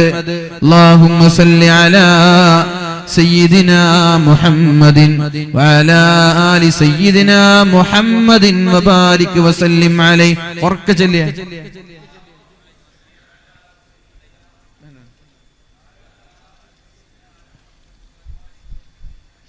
اللهم صل على سيدنا محمد وعلى آل سيدنا محمد وبارك وسلم عليه. അല്ലാഹു സ്വീകരിക്കട്ടെ, അല്ലാഹു സ്വീകരിക്കുമാറാവട്ടെ. മഹദിയായ ആയിഷ ബീബി റളിയല്ലാഹു അൻഹയോട് അല്ലാഹുവിന്റെ ഹബീബ് പറഞ്ഞു, സ്വർഗ്ഗത്തിന്റെ വാതിൽ മുട്ടിക്കൊണ്ടേയിരിക്കണം. സ്വർഗ്ഗം വേണ്ടേ? സ്വർഗ്ഗം വേണ്ടേ? എന്താണ് നിങ്ങൾ തീരെ ഒരു ഉഷാറില്ലല്ലോ അച്ഛനെ? ഞാൻ ഇന്ന് 15 മണിക്കൂർ യാത്ര ചെയ്തിട്ട് ഇങ്ങോട്ട് വരുന്നത്. രാവിലെ 5 മണിക്ക് കൊല്ലത്ത് നിന്ന് ട്രെയിൻ കയറിയ അതേ സ്റ്റേഷനിൽ 3 മണിക്കൂർ പിടിച്ചിട്ടു. പിന്നെ അടുത്ത സ്റ്റേഷനിൽ കൊണ്ടുപോയപ്പോൾ പ്രതീക്ഷ ഒരു 5 മണിക്ക് നാട്ടിലെത്തും. അടുത്ത സ്റ്റേഷനിൽ കൊണ്ടിട്ട് 1 മണിക്കൂർ പിടിച്ചിട്ടു. ഇന്നലെ ഒരു ഗുഡ്സ് വണ്ടി പാളം തെറ്റി, അതിന്റെ പേരിൽ ആകെ ഗതാഗതമൊക്കെ തടസ്സമായിട്ട് നിൽക്കുകയാണ്. അങ്ങനെ 15 മണിക്കൂറാണ് ഇതുവരെ. ഇപ്പം നേരെ വന്നിട്ട് ഇങ്ങോട്ട് വന്നതാണ്. എന്നെക്കാൾ ക്ഷീണം നിങ്ങൾക്ക് ഉണ്ടാവാൻ പാടില്ല. ഉഷാറാവണം. അപ്പൊ നമ്മൾക്ക് സ്വർഗത്തിൽ പോകണം. പക്ഷെ സ്വർഗം അവിടെ ഡോറ് ക്ലോസ് ചെയ്യപ്പെട്ടാല് എങ്ങനെ അത് മുട്ടി തുറക്കുക? മുട്ടണം. മൈക്ക് പൊടിയൊന്നുമില്ലല്ലോ. ഡോറ് മുട്ടണം. മഹദിയായ ആയിഷ ബിവി ചോദിച്ചു, യാ റസൂലല്ലാഹ്, എങ്ങനെയാണ് സ്വർഗത്തിന്റെ വാതിൽ മുട്ടേണ്ടത്? മുട്ടുവീൻ തുറക്കപ്പെടും. കേട്ടിട്ടില്ലേ? മുട്ടുവീൻ തുറക്കപ്പെടും. എങ്ങനെയാണ് തുറക്കേണ്ടത്? എങ്ങനെയാണ് മുട്ടേണ്ടത്? അപ്പോഴാണ് അള്ളാഹുവിന്റെ ഹബീബ് പറഞ്ഞത്, ബിൽജൂ, വിശപ്പ് സഹിച്ചുകൊണ്ട് പട്ടിണി കിടന്നുകൊണ്ട് സ്വർഗത്തിന്റെ വാതിൽ നിങ്ങൾ മുട്ടണേ. പട്ടിണി കിടന്നാൽ സ്വർഗത്തിലേക്കുള്ള വഴി എളുപ്പമാണെന്ന് അള്ളാഹുവിന്റെ ഹബീബ് പഠിപ്പിച്ചു തരികയാണ്. നന്നായിട്ട് തിന്നുന്ന ആളുകളായിരിക്കും നന്നായിട്ട് നാളെ വിശക്കുന്നത്. ഇവിടെ നന്നായിട്ട് ഏമ്പക്കം വിടുന്ന ആളുകൾ കല്യാണത്തിനൊക്കെ പോയി ഒരു പ്ലേറ്റ് ഒന്നല്ല 4-5 പ്ലേറ്റും ചിക്കനും മട്ടനൊക്കെ അടിച്ചു മാറി വലിയ കുമ്പയും വലിയ വേറായി നടക്കുന്ന ആളായിരിക്കുന്ന ആൾ ആഖിറത്തിൽ ഏറ്റവും നന്നായി വിശക്കുന്നത് എന്ന് മഹാന്മാരായ പണ്ഡിതന്മാർ പഠിപ്പിച്ചു തരികയാണ്. അപ്പോ സ്വർഗത്തിലേക്കുള്ള എളുപ്പവഴി എന്താ? ബിൽജൂ, വിശപ്പ് സഹിക്കുന്ന ആളുകൾ, ഇടയ്ക്കിടെ നോമ്പ് പിടിക്കുന്ന ആളുകൾക്ക് സ്വർഗത്തിലേക്കുള്ള വഴി എളുപ്പമാണെന്ന് പരിശുദ്ധ റസൂലുള്ളാഹി സല്ലല്ലാഹു അലൈഹി വസല്ലം. എന്നിട്ട് അല്ലാഹുവിന്റെ ഹബീബ് പറഞ്ഞു, ലയ്ഖൂ മജാരിഹി ബിൽജൂ, നിങ്ങളുടെ ശരീരത്തിലേക്ക് പിശാച് കടന്നു വരുന്നുണ്ട്. ശരീരത്തിലേക്ക് പിശാച് കടന്നു വരും. നേരത്തെ പറഞ്ഞുവല്ലോ, ലഉഗ്വിയന്നഹും അജ്മഈൻ, എല്ലാവരെയും ഞാൻ വഴികേടിലാക്കും. അവരുടെ വലതുഭാഗത്തിലൂടെ, പിൻഭാഗത്തിലൂടെ, മുൻഭാഗത്തിലൂടെ, ഇടതുഭാഗത്തിലൂടെ ഞാൻ അവരുടെ ശരീരത്തിലേക്ക് കടക്കും. അവരെ ഞാൻ നന്മയിൽ നിന്ന് തിന്മയിലേക്ക് കൊണ്ടുപോകുമെന്ന് പിശാച് പറഞ്ഞുവല്ലോ. ആ പിശാചിന് ശരീരത്തിലേക്ക് കയറാതിരിക്കാനും അള്ളാഹുവിന്റെ ഹബീബ് പരിഹാരം പറഞ്ഞു. അതാണ് പിശാച് നമ്മുടെ ഞരമ്പിന്റെ ഉള്ളിലൂടെ കടന്നു പോകും. ശരീരത്തിൽ എവിടെയൊക്കെയാണോ ധമനികളുള്ളത്, എവിടെയൊക്കെയാണോ രക്തം ഒഴുകുന്നത്, അവിടെയൊക്കെ പിശാച് കടന്നു പോകും. പക്ഷേ പിശാചിന് കയറാതിരിക്കാനുള്ള ഒരു വഴി, വിശപ്പ് സഹിക്കണം. പിശാചിന് കയറാൻ പറ്റൂല. നന്നായി ഭക്ഷണം കഴിക്കുന്ന ആളുകളുടെ ശരീരത്തിലേക്കാണ് ഏറ്റവും കൂടുതൽ പിശാച് കയറി പോവുക. ആരാണോ ഭക്ഷണം നിയന്ത്രിക്കുന്നത് അവന്റെ ശരീരത്തിലേക്ക് പിശാചിന് കയറാൻ പറ്റൂല. അങ്ങനെ പിശാച് കയറിയില്ലെങ്കിലോ, ലൗലാ അയ്യഹൂമ ശൈത്താനു ഫീ ഖുലൂബി ബനി ആദം, ആദം സന്തതികളുടെ ശരീരത്തിലും ഹൃദയത്തിലും പിശാച് ഊളിയിട്ടിറങ്ങുന്നില്ലായിരുന്നുവെങ്കിൽ ലനളറു ഇലാ മലകൂതിസ് സമാ, ആകാശ ലോകങ്ങളിലുള്ള നിഗൂഢതകൾ, അവിടെയുള്ള മിസ്റ്ററി, അവിടെയുള്ള അത്ഭുതങ്ങൾ 2 കണ്ണുകൊണ്ട് കാണാമായിരുന്നു എന്ന് അല്ലാഹുവിന്റെ ഹബീബ് സല്ലല്ലാഹു അലൈഹി വസല്ലം. തിരിയുന്നുണ്ടോ? സ്പീഡ് കൂടുന്നുണ്ടോ? ഇല്ലല്ല, സ്പീഡ് കൂടുന്നുണ്ടോ?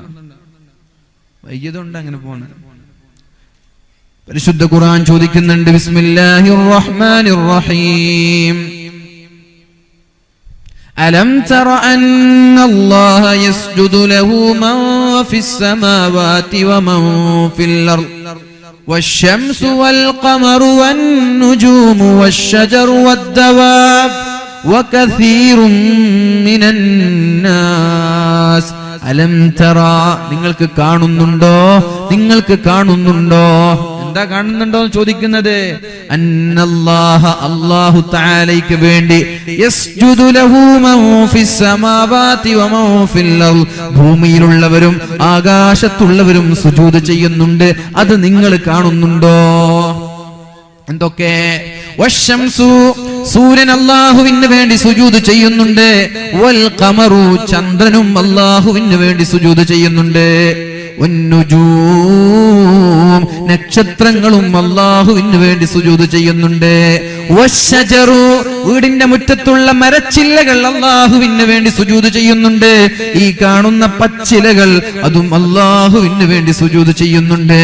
വദ്ദവാബ്, വീടിന്റെ മുറ്റങ്ങളിലുള്ള നാൽക്കാലികളും ആടുമാടുകളും അല്ലാഹുവിന് സാഷ്ടാംഗം ചെയ്യുന്നത് നിങ്ങൾ കണ്ടിട്ടുണ്ടോ? നമ്മളാരും കണ്ടിട്ടില്ല. ഹബീബ് അത് കണ്ടിട്ടുണ്ട്. അത് കാണാനുള്ള വഴി എന്താ? പിശാച് ഇവിടെ കയറുന്നത് കൊണ്ടാണ്. പിശാച്, ലൗലാ അന്ന ശയാതീന യഹ്റൂമൂന, പിശാചുക്കൾ മനുഷ്യന്റെ ഹൃദയത്തിൽ ഊളിയിട്ട് ഇങ്ങനെ ഇറങ്ങുന്നത് കൊണ്ടാണ്, ശരീരത്തിലേക്ക് കയറുന്നത് കൊണ്ടാണ് നമ്മൾക്ക് നിഗൂഢതകൾ, മിസ്റ്ററി കാണാൻ സാധിക്കാത്തത്. അപ്പൊ അതിന് പിശാച് കയറാതിരിക്കാനുള്ള മരുന്ന് പട്ടിണി കിടക്കണം. പട്ടിണി കിടന്നാൽ പിശാചിന് കയറാൻ പറ്റൂല. അങ്ങനെ പട്ടിണി കിടക്കുമ്പോ ലനളറു ഇലാ മലകൂതിസ് സമാ, ഭൂമിയിലും ആകാശങ്ങളിലുമുള്ള നിഗൂഢതകൾ കാണാൻ കഴിയും. സൂര്യൻ സുജൂദ് ചെയ്യുന്നത് കാണാൻ കഴിയും. അപ്പോഴാണ് അവർ പറയുന്നത് കുപ്പിക്കകത്തുള്ള വസ്തുവിനെ പോലെ കാൺമാഞ്ഞ നിങ്ങളെ കൽഭാഗം എന്നോവാർ. വെറുതെയല്ല ഇതൊക്കെ പറയുന്നത്, വെറുതെയല്ല ഇതൊക്കെ പറയുന്നത്. കുപ്പിക്കകത്തുള്ള വസ്തുവിനെ പോലെ നിങ്ങളുടെ ഹൃദയം കാണാൻ സാധിക്കും. يسبح لله ما في السماوات وما في الأرض الملك القدوس العزيز الحكيم. അല്ലാഹുവിന് വേണ്ടി ഭൂമിയിലുള്ള സകലതും തസ്ബീഹ് ചൊല്ലുന്നുണ്ട്. മരങ്ങൾ തസ്ബീഹ് ചൊല്ലുന്നുണ്ട്, വൃക്ഷങ്ങൾ തസ്ബീഹ് ചൊല്ലുന്നുണ്ട്, ചരൽക്കല്ലുകൾ തസ്ബീഹ് ചൊല്ലുന്നുണ്ട്. സിദ്ദീഖ് തങ്ങളുടെ കൈകളിൽ നിന്ന്, അല്ലാഹുവിന്റെ ഹബീബിന്റെ കൈകളിൽ നിന്ന് ചരൽക്കല്ലുകൾ തസ്ബീഹ് ചൊല്ലിയത് കേട്ടിട്ടുണ്ടല്ലോ. ഇത് കാണും ആർക്ക്? ശരീരത്തിൽ നിന്ന് പിശാചിനെ അകറ്റിയവർക്ക്. എങ്ങനെയാണ് പിശാചിനെ അകറ്റുന്നത്?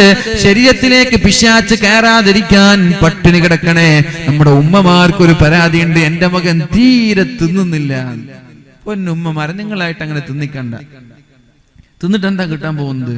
എനിക്ക് ഏറ്റവും വെറുപ്പുള്ളൊരു വിഷയമാണത്. നമ്മളെ കഥ പറയട്ടെ. ഞാൻ വയലിന് പോയാല് ഭക്ഷണം ഫുള്ള് റെഡി ആയിരിക്കും, ഒരു ടേബിൾ മൊത്തം ഭക്ഷണമായിരിക്കും. നമ്മൾക്കാണെങ്കിൽ ഒരു ലിമിറ്റ് ഉണ്ടല്ലോ കഴിക്കാൻ. ഇപ്പൊ 4 ആള് 4 ഭാഗത്തു നിന്ന് വരും. ഒരാൾ വലിയൊരു ചിക്കന്റെ കഷ്ണം എടുത്തിട്ട് ഇവിടെ ഇടും, മറ്റൊരാൾ മട്ടൻ ഇടും, പിന്നെ ഒരാൾ വലിയൊരു മീൻ എടുത്തിട്ടിടും, പിന്നെ ഒരാൾ ബിരിയാണി എടുത്തിടും, പിന്നെ ഒരാൾ ചപ്പ്. ഇതൊക്കെ തിന്ന് തീർക്കണ്ടേ? നമ്മൾ തന്നെ വേറെ പറയും ഭക്ഷണം കഴിച്ചിട്ട് നല്ല വൃത്തിയായി പ്ലേറ്റ് ഒക്കെ വടിച്ച് കഴിക്കണം. ഇത് പകുതി കഴിക്കുമ്പോൾ തന്നെ വേറെ ഫുള്ള്, പിന്നെ ഒരു കഷ്ണം വയറ്റിലേക്ക് പോകില്ല. പിന്നെ അതങ്ങനെ വൃത്തിയാക്കാൻ പറ്റുമോ? അത് തീർക്കാൻ പറ്റുമോ? പിന്നെ അത് കളയും. ഇത് കളയുമ്പോ ഫോട്ടോ എടുക്കും. ഉസ്താദ് വേദം പറഞ്ഞിട്ട് ഭക്ഷണം ബാക്കി വെക്കല്ലേ. ഇതൊക്കെ നാട്ടിൽ നടക്കുന്നത്. അതുകൊണ്ട് ദയവച്ച് ഇത് തിന്നാൻ ആരെയും നിർബന്ധിക്കരുത്. ഉമ്മമാര് മക്കളെയും തിന്നാൻ നിർബന്ധിക്കരുത്. അവര് വിശപ്പുണ്ടാകുമ്പോ കരയും. കുട്ടികൾക്ക് എപ്പോഴാ വിശപ്പ് വരുന്നത്? അപ്പൊ അവർ കരയും, അപ്പൊ കൊടുത്താൽ മതി. നമ്മളായിട്ട് ഇങ്ങനെ തള്ളിക്കയറ്റുന്ന ഉമ്മമാര് ഞാൻ എത്രയോ കണ്ടിട്ടുണ്ട്. അങ്ങനെ എന്തൊക്കെയാണ് സിനിമയൊക്കെ വെച്ച് കൊടുക്കുക, പോകോ ചാനലൊക്കെ വെച്ച് കൊടുക്കുക. തോളത്തിരുത്തിട്ട് പോകോ ചാനൽ വെച്ചിട്ട് അത് കണ്ടോ ഇത് കണ്ടോ എന്ന് പറഞ്ഞു. അത് കാണുന്നതിനിടയിൽ തൊള്ളയിലിങ്ങനെ തിരികെ കയറ്റ. എന്താണ് ഇതിന്റെ ആവശ്യം? കുട്ടി വിശന്നാ കുട്ടി കരയും, അപ്പൊ കൊടുത്താൽ മതി. ഭക്ഷണം എത്ര കൂടുതൽ കഴിക്കുന്നുണ്ടോ അത്രയും രോഗമാണ് ശരീരത്തിലേക്ക് കടന്നു വരുന്നത്. ഭക്ഷണം എത്ര നിയന്ത്രിക്കുന്നുണ്ടോ അത്രയും ശരീരം ഹെൽത്തി ആയിരിക്കും, ആരോഗ്യമുണ്ടാകും. എന്നാൽ തീരെ കഴിക്കണ്ടെന്നല്ലേ പറഞ്ഞതിന്റെ അർത്ഥം. നാളെ പെൺകുട്ടികളൊക്കെ പെൺകുട്ടികൾക്ക് ഒരു സ്വഭാവം ഉണ്ടെന്ന ഡയറ്റിങ്, സ്ലിം ബ്യൂട്ടി ആവാൻ വേണ്ടിയിട്ട് ഭക്ഷണം കഴിക്കാതിരിക്കാൻ. കുഴപ്പമില്ല, പക്ഷേ അവർക്ക് എങ്ങനെയാണ് ഡയറ്റിങ് ചെയ്യേണ്ടതെന്ന് അറിയില്ല. നാസ്ത കഴിക്കാതെ പോകും, ഉച്ചയ്ക്ക് ഭക്ഷണം കഴിക്കൂല, രാത്രി അടിച്ചു മാറും. നാസ്ത എന്ന് പറഞ്ഞ ഏറ്റവും പ്രധാനപ്പെട്ട ഭക്ഷണമാണ്. നാസ്ത ഏറ്റവും പ്രധാനപ്പെട്ട, അത് കഴിച്ചേ പറ്റൂ. അതുകൊണ്ടല്ലേ അല്ലാഹുവിന്റെ ഹബീബ് പറഞ്ഞത്, തസഹറൂ ഫഇന്ന ഫീഹി ബറക. നിങ്ങൾ അത്താഴം കഴിക്കണേ. ജൂതന്മാരെ പോലെ അത്താഴം കഴിക്കാതെ നോമ്പ് നോക്കല്ല. ജൂതന്മാർ അത്താഴം കഴിക്കാതെ നോമ്പ് നോക്കുക. ചെറുപ്പക്കാരൊക്കെ പറയും, ഞാൻ ആരാ മോൻ, ഞാൻ ഇന്ന് അത്താഴം കഴിക്കാതെ നോമ്പ് നോക്കിയത്. അതൊരു ക്രെഡിറ്റ് ആയിട്ടൊന്നും കാണണ്ട. അത്താഴം കഴിച്ചിട്ട് നോമ്പ് നോക്കുക, എന്നിട്ട് ക്രെഡിറ്റ് ആക്ക്, ഞാൻ അത്താഴം കഴിച്ചിട്ടുണ്ട്. തസഹറൂ ഫഇന്ന ഫീഹി ബറക. എന്തേ നബി തങ്ങൾ 1400 വർഷങ്ങൾക്ക് മുമ്പ് അത് പറഞ്ഞത്? പ്രാതൽ അത് കഴിച്ചേ പറ്റൂ എന്നാണ് നമ്മുടെ ആരോഗ്യ വിദഗ്ധന്മാർ പറയുന്നത്. പ്രാതൽ കഴിച്ചില്ലെങ്കിൽ ബ്രെയിനിന് പ്രശ്നം വരുന്ന, അത് ബ്രെയിനിന്റെ ഭക്ഷണമാണത്, ബ്രേക്ക്ഫാസ്റ്റ്. അതുകൊണ്ട് സഹോദരിമാർ, ഡയറ്റിംഗ് എന്നും പറഞ്ഞിട്ട് എങ്ങനെയാണ് ഡയറ്റിംഗ് ചെയ്യേണ്ടത്, എന്താണ് കഴിക്കേണ്ടത്, എന്താണ് കഴിക്കാൻ പാടില്ലാത്തത്, ഇതൊന്നും അറിയാത്ത സ്വന്തമായിട്ടൊരു തീരുമാനത്തിലൂടെ ഡയറ്റിംഗ് നടത്തിയാൽ മിക്കവാറും രോഗത്തിലേക്കാ പോവുക. പിന്നെ ആയിരിക്കും അൾസർ വരുന്നത്, പിന്നെ ആയിരിക്കും മറ്റുള്ള അസുഖങ്ങളൊക്കെ വരുന്നത്. അതുകൊണ്ട് വ്യക്തമായ ഒരു ഡയറ്റീഷ്യന്റെ അല്ലെങ്കിൽ ഒരു ഡോക്ടറുടെ നിർദ്ദേശപ്രകാരം ഡയറ്റിംഗ് കുഴപ്പമില്ല. നമ്മൾ അറിയാതെ നമ്മളായിട്ട് തീരുമാനിക്കണ്ട. സഹോദരിമാർ, ഏതായാലും ഭക്ഷണം നമ്മൾ നിയന്ത്രിക്കുക. മക്കൾക്കൊക്കെ തിരുകിക്കയറ്റുന്ന സ്വഭാവം നിർത്തുക. അവര് ഭക്ഷണം വിശക്കുന്ന സമയത്ത് എന്തായാലും വരും. എങ്ങനെ വിശക്കുക? ഇപ്പുറത്തുണ്ട് കാഡ്ബറീസ്, സ്നിക്കർ ഉണ്ട്, ബൗണ്ടി ഉണ്ട്, പിന്നെ എന്താണ് മാർസും ജൂപ്പിറ്ററും ഒക്കെ ഉണ്ട്. പിന്നെ ഇതൊക്കെ കഴിക്കുക, 24 മണിക്കൂർ ഇത് കഴിക്കുക. എന്നിട്ട് ഉമ്മ പറയാ ഭക്ഷണം കഴിക്കുന്നില്ല. നാസ്തയുടെയും അതേപോലെ ലഞ്ചിന്റെയും ഇടയിൽ 4-5 കാഡ്ബറി കഴിച്ചു വയറ് നിറഞ്ഞിട്ടുണ്ട്. എന്നിട്ട് ഉച്ചയ്ക്ക് ഭക്ഷണം കൊടുക്കുമ്പോ എനിക്ക് വേണ്ട, എന്തേ വയറ് നിറഞ്ഞിരിക്കുന്നു? എന്നിട്ട് ഉമ്മ പറയും ഒന്നും കഴിക്കുന്നില്ല. അപ്പൊ ഇതുവരെ കഴിച്ച ബോണ്ടിയൊക്കെ എവിടെ പോയി? ഇതുവരെ കഴിച്ച സ്നിക്കറൊക്കെ എവിടെ പോയി? ചോക്ലേറ്റ് എവിടെ പോയി? അതുകൊണ്ട് ഉമ്മമാരെ, മക്കളെ ചെറുപ്പത്തിൽ തന്നെ ഭക്ഷണം നിയന്ത്രിക്കാൻ സൂക്ഷിക്കണം, പഠിപ്പിക്കണം. ഒരുപാട് കഴിക്കലിൽ ആരോഗ്യമില്ല. കുറച്ച് കഴിക്കുമ്പോഴാണ് ആരോഗ്യമുണ്ടാകുന്നത്. അങ്ങനെ കഴിക്കുമ്പോഴാണ് പിശാച് ശരീരത്തിലേക്ക് കയറാതിരിക്കുന്നത്. വേറെ ഒരു കാര്യം പറഞ്ഞു റസൂലുള്ളാഹി സ്വല്ലല്ലാഹു അലൈഹി വസല്ലം, നിങ്ങൾ ഉറങ്ങാൻ കിടക്കുന്ന സമയത്ത് ഭാര്യയും ഭർത്താവും മുറിയിലേക്ക് കടന്നു പോകുമ്പോ ഒരു ദിക്ർ ചൊല്ലണേ. അഊദു ബില്ലാഹി മിനശ് ശൈത്വാനിർ റജീം, ബിസ്മില്ലാഹിർ റഹ്മാനിർ റഹീം, اللهم جنبنا الشيطان وجنب الشيطان ما رزقتنا. പിശാച് റൂമിലുണ്ടാകും, വീട്ടിലേക്ക് വരും. റൂം തുറന്ന് റൂമിലേക്ക് പോകുമ്പോ പിശാച് പിന്നാലെ വരും. ബിസ്മില്ലാ എന്ന് പറയുമ്പോ പിശാച് പറയും, ലാ മബീതലക്കും, ഇന്ന് നിങ്ങൾക്ക് ഉറങ്ങാൻ സ്ഥലമില്ല, നിങ്ങൾ സ്ഥലം വിട്ടോളൂ. മനസ്സിലാകുന്നുണ്ടോ? വീട്ടിലേക്ക് കയറി പോവാൻ ഉപ്പയും ഉമ്മയും മക്കളും വേല കഴിഞ്ഞ് വീട്ടിലേക്ക് പോവാൻ, കഥയും പറഞ്ഞ് ചാവിയും തുറന്ന് വീട്ടിലേക്ക് കയറി. ഒക്കെ പിശാച്ച് ഇങ്ങനെ കൈയും കെട്ടി പിശാച്ചും കയറി. ബിസ്മി ഒന്നും ചൊല്ലിയില്ല. പിശാച്ച് കൂടെയുള്ള ആളുകളോട് പറഞ്ഞു, അദ്റക്തുമുൽ മബീത്, ഇന്ന് നിങ്ങൾക്ക് ഉറങ്ങാൻ സ്ഥലം കിട്ടി. സ്വഹീഹായ ഹദീസുകളാണ്.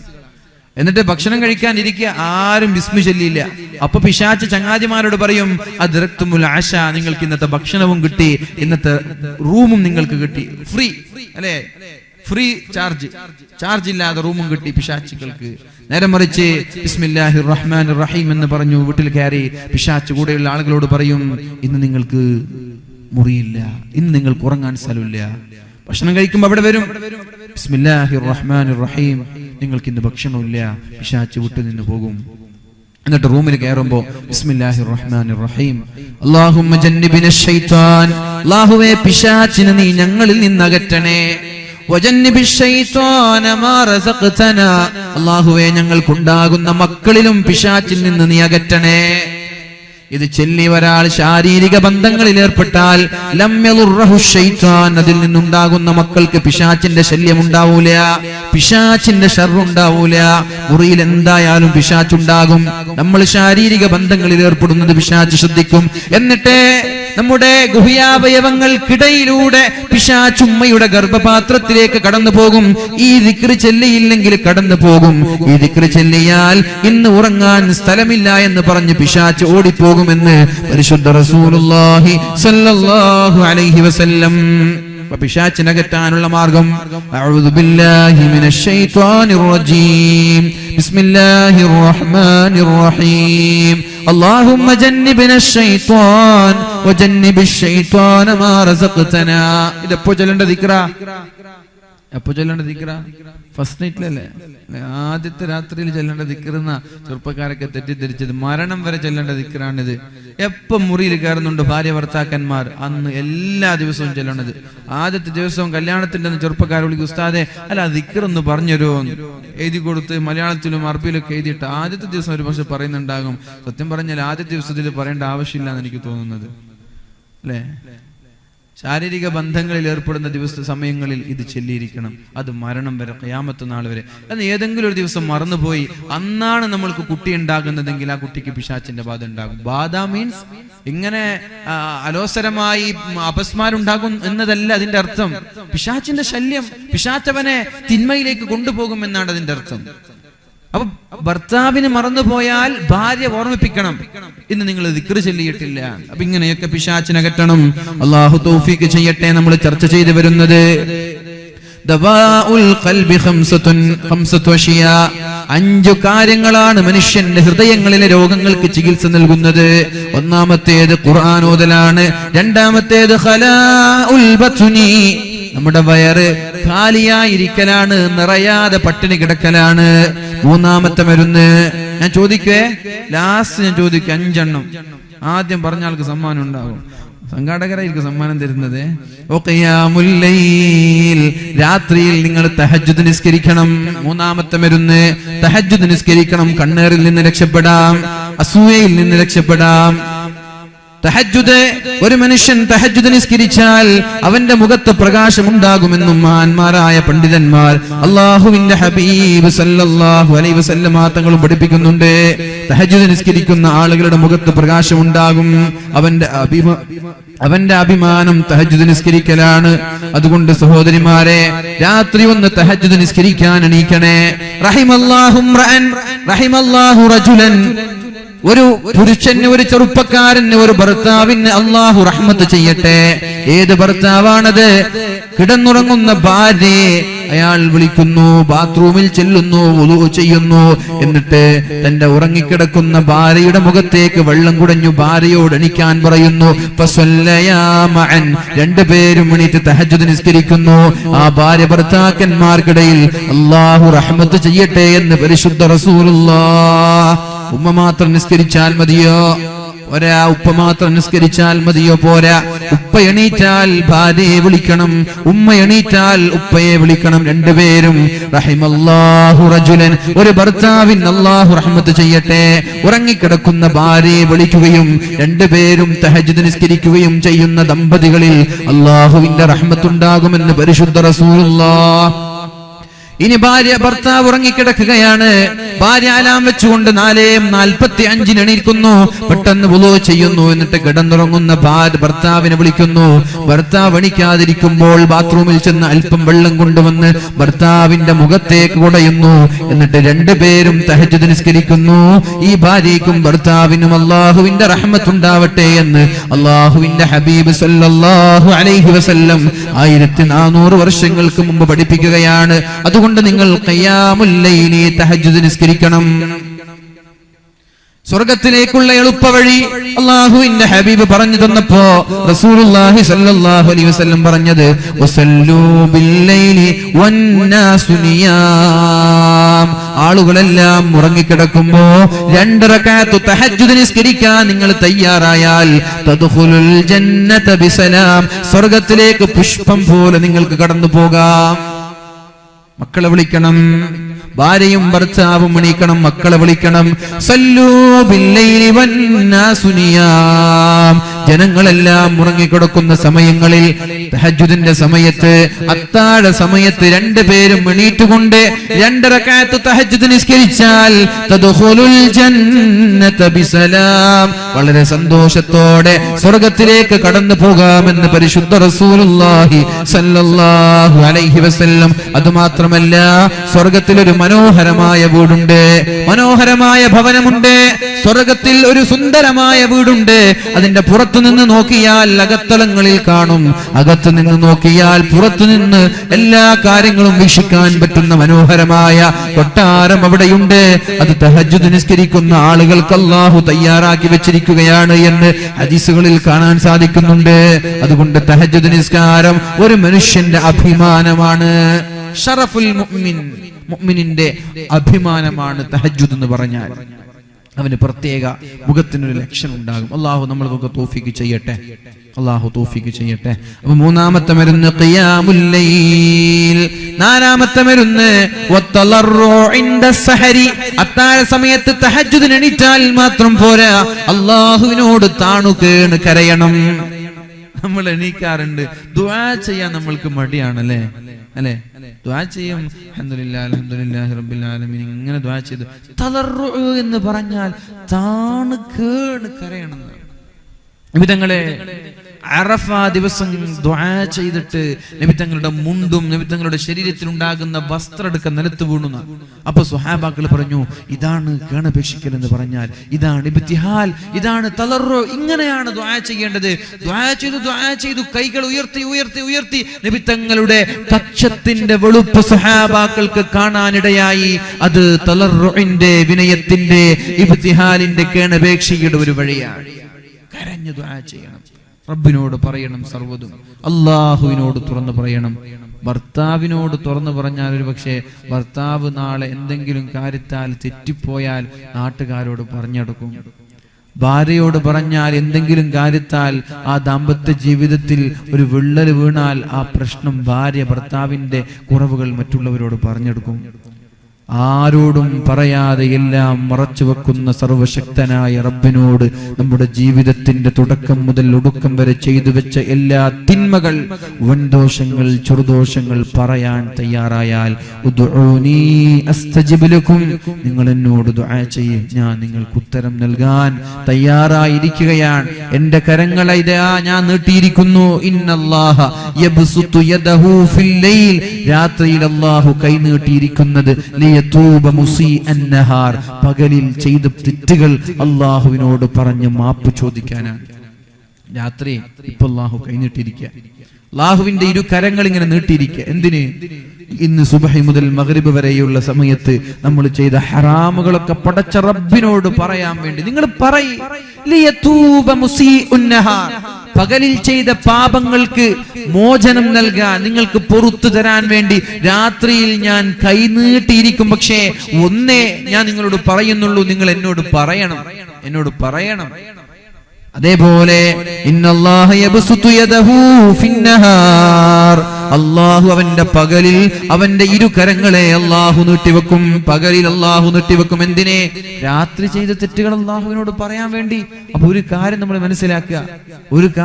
മനസ്സിലാക്കുക, എന്താണ്? എല്ലാം തരുന്ന റബ്ബ് എല്ലാം നൽകാൻ തയ്യാറായിരിക്കുകയാണ്. പക്ഷെ ചോദിക്കാൻ നമ്മൾ തയ്യാറായാൽ മതി. അള്ളാഹു തൗഫീഖ് ചെയ്യട്ടെ. നാലാമത്തേത് അത്താഴ സമയങ്ങളിൽ നിങ്ങൾ അള്ളാഹുവിനോട് കേണപേക്ഷിക്കണേ, കരഞ്ഞുകൊണ്ട് ദുആ ചെയ്യണേ. നിങ്ങളുടെ ഹൃദയം ശുദ്ധിയാകും. അത്താഴ സമയങ്ങളിൽ ഇസ്തിഗ്ഫാർ ചൊല്ലുന്ന ആളുകളെ അള്ളാഹുവിന് ഇഷ്ടമാണ്. ശ്രദ്ധിക്കണേ സഹോദരങ്ങളെ, മക്കളില്ലാത്ത ആളുകൾ ഈ സദസ്സിലുണ്ടെങ്കിൽ അതിനുള്ള പരിഹാരം അള്ളാഹുവിന്റെ ഹബീബ് അള്ളാഹു പറഞ്ഞത് ഇസ്തഗ്ഫിറൂ റബ്ബക്കും ഇന്നഹു കാന ഗഫാറാ. നിങ്ങൾ അള്ളാഹുവിനോട് ഇസ്തിഗ്ഫാർ ചൊല്ലണം. യുർസിലിസ് സമാഅ അലൈക്കും മിദ്റാറാ, നിങ്ങൾക്ക് ഞാൻ മഴയില്ലെങ്കിൽ കോരിച്ചൊരിയുന്ന മഴ തരാം. നിങ്ങൾ ഇസ്തിഗ്ഫാർ ചൊല്ലിയാൽ മതി. വയുംദിദുകും ബിഅംവാലിൻ വബനീൻ, ജോലിയില്ലാത്ത ആളുകൾക്ക് ജോലി തരാം. സാമ്പത്തികമായി പ്രയാസങ്ങൾ അനുഭവിക്കുന്ന ആളുകൾക്ക് സാമ്പത്തികമായി സഹായം നൽകാം. മക്കളില്ലാത്ത ആളുകൾക്ക് മക്കളെ നൽകി ഞാൻ സഹായിക്കാം. നിങ്ങൾ ചെയ്യേണ്ടത് ഒന്ന് മാത്രമാണ്. അതെന്താണ്? അത്താഴ സമയങ്ങളിൽ ഇസ്തിഗ്ഫാർ നിങ്ങൾ അധികരിപ്പിക്കണേ. ഭാര്യയും ഭർത്താവും രണ്ടുപേരും അധികരിപ്പിക്കുക. ഭാര്യയും ഭർത്താവും നേരത്തെ പറഞ്ഞതുപോലെ തഹജ്ജുദിന് എണീറ്റ് നിന്നിട്ട് അള്ളാഹുവിനോട് ദുആ ചെയ്യുക, നന്നായിട്ട് ദുആ ചെയ്യുക. അള്ളാഹുവേ എന്റെ പാപം നീ പുറത്തു തരണം. അസ്തഗ്ഫിറുല്ലാഹൽ അലീം, അസ്തഗ്ഫിറുല്ലാഹൽ അലീം, അസ്തഗ്ഫിറുല്ലാഹൽ അലീം. കേൾക്കുന്നുണ്ടോ? നിങ്ങൾ എവിടെയൊക്കെയോ ശ്രദ്ധിക്കാണല്ലോ പഠിച്ചോനെ.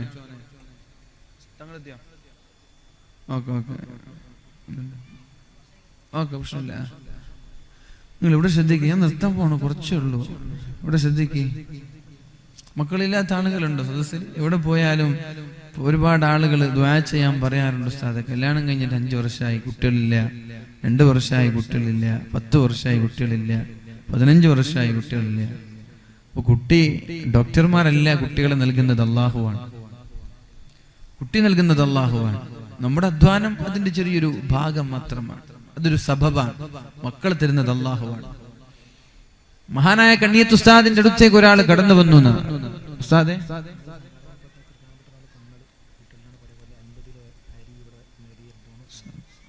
ഞാൻ പറഞ്ഞിട്ടുണ്ട്, കുട്ടിയില്ലാത്തൊരു ദ്വാ എല്ലാ സദസ്സിലും ഉണ്ടാവും. കാരണം കുട്ടിക്ക് വേണ്ടിയിട്ടാണ് കല്യാണം കഴിക്കുന്നത്. ലോകത്ത് മക്കൾ ഉണ്ടാവില്ലേ എന്ന് പേടിച്ചിട്ട് ഇണ കൂടുന്നത് മനുഷ്യന്മാർ മാത്രമാണെന്നാണ്. മൃഗങ്ങളൊക്കെ ഇണ കൂടുന്നത് കുട്ടികളുണ്ടാവാനാ. മനുഷ്യന്മാര് കല്യാണം കഴിഞ്ഞിട്ട് ആദ്യത്തെ വർഷങ്ങളിൽ കുട്ടികൾ ഉണ്ടാവാതിരിക്കാനാണ് ഇണ കൂടുന്നത്, അല്ലെ? അതന്നെയാണ് കുട്ടി കിട്ടാതിരിക്കാനുള്ള കാരണവും. അപ്പൊ അതിനുള്ള പരിഹാരം എന്താ? മഹാനായ അള്ളാഹുവാണ് മക്കളെ തരുന്നത്. മഹാനായ സക്കരിയ നബി അലൈഹിസ്സലാം തന്റെ വാർദ്ധക്യ സഹജമായ പ്രായാധിക്യത്തിലെത്തിയപ്പോഴാണ് അള്ളാഹുവിനോട് പറയുന്നത്,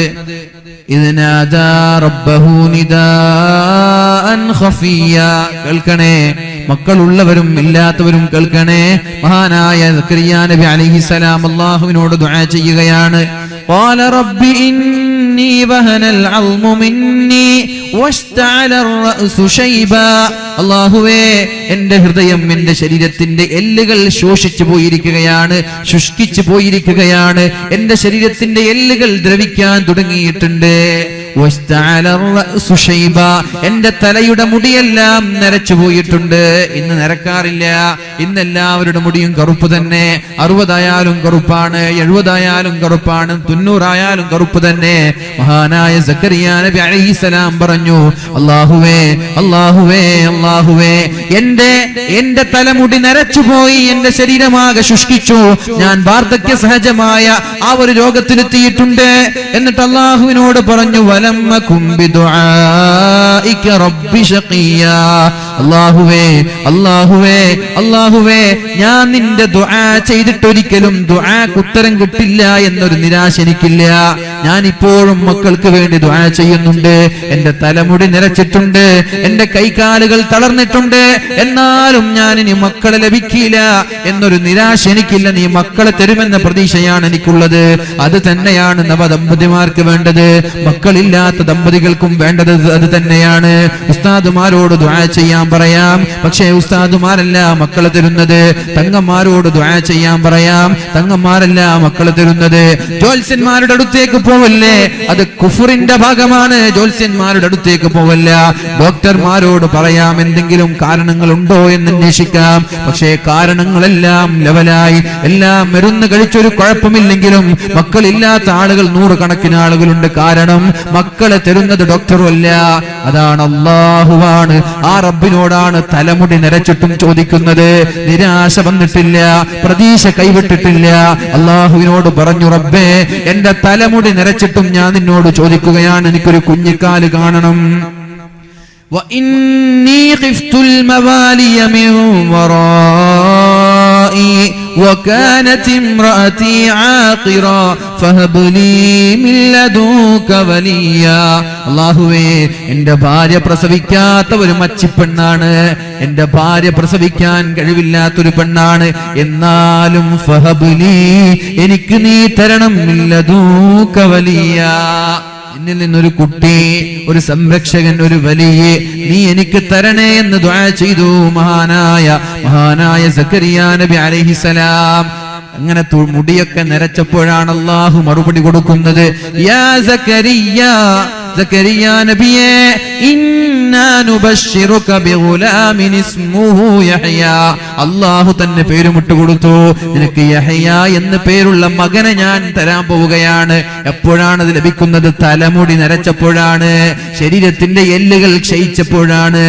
എന്നിട്ട് അല്ലാഹുവിനോട് സക്കരിയാ നബി പറഞ്ഞു, അല്ലാഹുവേ, അന്നാ യകൂനു ലീ ഗുലാം, എനിക്ക് എങ്ങനെയാണ് ഇനി കുട്ടിയുണ്ടാവുന്നത്?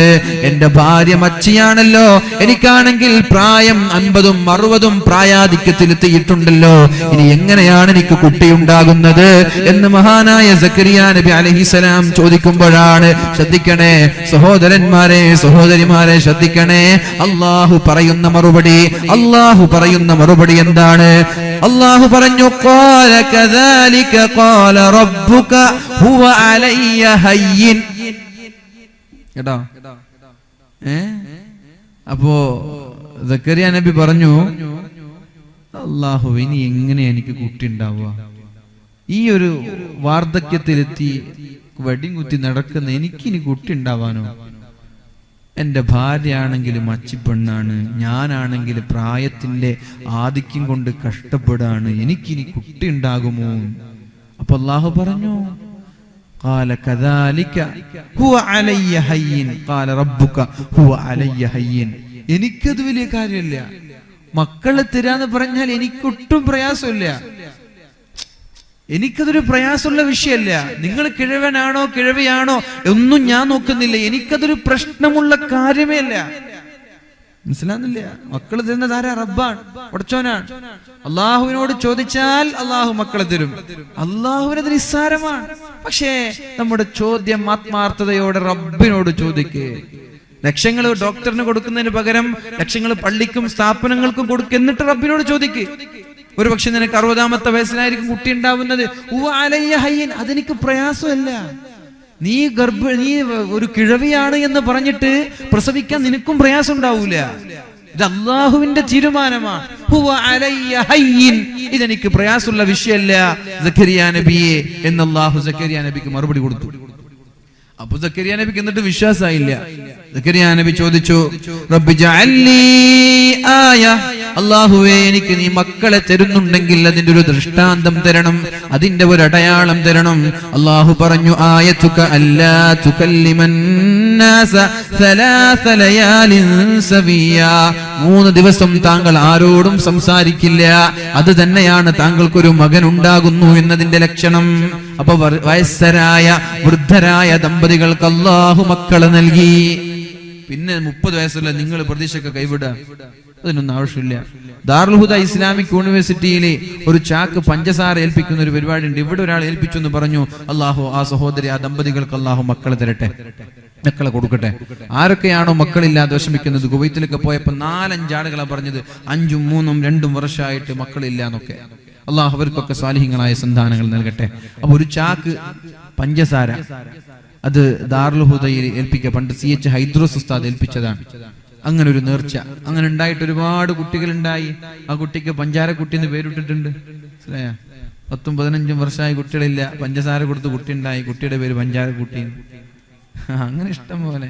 അപ്പൊ നിങ്ങള് ഏതായാലും ഉസ്താദ് പറഞ്ഞല്ലേ, നോക്ക എന്നൊരു രീതിയിലാ കൊടുക്കുന്നെങ്കിൽ കുട്ടി ഉണ്ടാവൂല. അല്ലാഹു തരുമെന്ന പ്രതീക്ഷയോടെ നിങ്ങൾ ഒരു ചാക്ക് പഞ്ചസാര കൊണ്ടുപോയി നേർച്ചാക്കി കൊടുക്കി. മക്കളല്ലേ കിട്ടാൻ പോകുന്നത്, ഇനി കിട്ടിയതിന് ശേഷം കൊടുക്കുക, അത് നേർച്ച തന്നെയാണ്. പക്ഷെ അതിനേക്കാളും ഒരു ഒപ്റ്റിമിസ്റ്റ്, ഒരു ശുഭാപ്തി വിശ്വാസമുള്ള നേർച്ച ഏതാ, കുറച്ചും കൂടി സ്ട്രോങ് ആയിട്ടുള്ള നേർച്ച ഏതാ, കൊണ്ടുപോയിട്ട് ഒരു ചാക്ക് അവിടെ കൊടുക്കുക, എന്നിട്ട് ദുആ ചെയ്യിപ്പിക്കുക. അല്ലാഹു തരും. ഹുവ അലയ്യ ഹയ്യിൻ, എനിക്കതൊന്നും ഒരു കാര്യമില്ല, മക്കളെ തരാന്ന് പറഞ്ഞാൽ എനിക്ക് റിസ്ക്കുള്ള വിഷയമൊന്നുമല്ല. അല്ലാഹു നമ്മൾക്കൊക്കെ മക്കളെ തരട്ടെ, അല്ലാഹു നമ്മൾക്കൊക്കെ മക്കളെ തരട്ടെ. അതേപോലെ തന്നെ വേറൊരാൾക്ക് മക്കളെ നൽകി. നമ്മൾ വിചാരിച്ചു ഭാര്യയും ഭർത്താവും ശാരീരികമായി ബന്ധപ്പെട്ടാലേ മക്കളുണ്ടാവും. എന്നാലും ഭർത്താവില്ലാതെ മക്കളെ കൊടുത്തിട്ടുണ്ട്. ഭർത്താവില്ല, മക്കളുണ്ട്, എന്നാ പിന്നെ മതിൽ ചാടിയതാണോ? അതുമല്ല. ഹുവ അലയ്യ ഹയ്യിൻ, എനിക്കത് എളുപ്പമാണ്, ഞാൻ എങ്ങനെ മക്കളെ കൊടുക്കും? ഒന്നുമില്ലാത്ത മണ്ണിൽ നിന്നല്ലേ ആദം നബിയെ ഞാൻ സൃഷ്ടിച്ചത്. ആദം നബി പ്രസവിച്ചിട്ടാണോ ഹവ്വാ ബീവി ഉണ്ടായതല്ല. ആദം നബിയുടെ വാരിയലിൽ നിന്നൊരു കഷ്ണം, അതിൽ നിന്നാണ് ഹവ്വാ ബീവിയെ അല്ലാഹു സൃഷ്ടിക്കുന്നത്. ഹുവ അലയ്യ ഹയ്യിൻ, എനിക്കത് എളുപ്പമാണ്.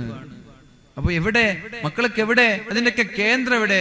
അത് അല്ലാഹുവിന്റെ അടുത്താണ്. പടച്ചവനോട് ചോദിക്കണം. പെണ്ണുങ്ങൾക്ക് 1 വർഷം കഴിഞ്ഞ് 2 വർഷം കഴിഞ്ഞപ്പോ പെണ്ണുങ്ങളൊക്കെ ആകെ കല്യാണത്തിന് പോവാ, ഞാൻ കല്യാണത്തിന് വരുന്നില്ല. എന്തേ? കല്യാണത്തിന് എത്തിയ പിന്നെ എല്ലാവർക്കും ഒരൊറ്റൊരു ചോദ്യമുള്ളൂ, കുട്ടി ഉണ്ടായോ? ഇല്ല. എന്തേ അമ്മോ? എന്താ കുട്ടി ഉണ്ടാ? അമ്മോ, നമ്മളെ ഭർത്താവ് കുട്ടി തരുന്നത് അല്ലെ, നമ്മൾ തീരുമാനിക്കുകയാണ് കുട്ടിയൊക്കെ. എന്തിനാണ് അങ്ങനെ ഒരു ചോദ്യം? കുട്ടി ഉണ്ടായെന്ന് ചോദിക്കുക, കുഴപ്പമില്ല, അറിയാൻ വേണ്ടിയിട്ട്.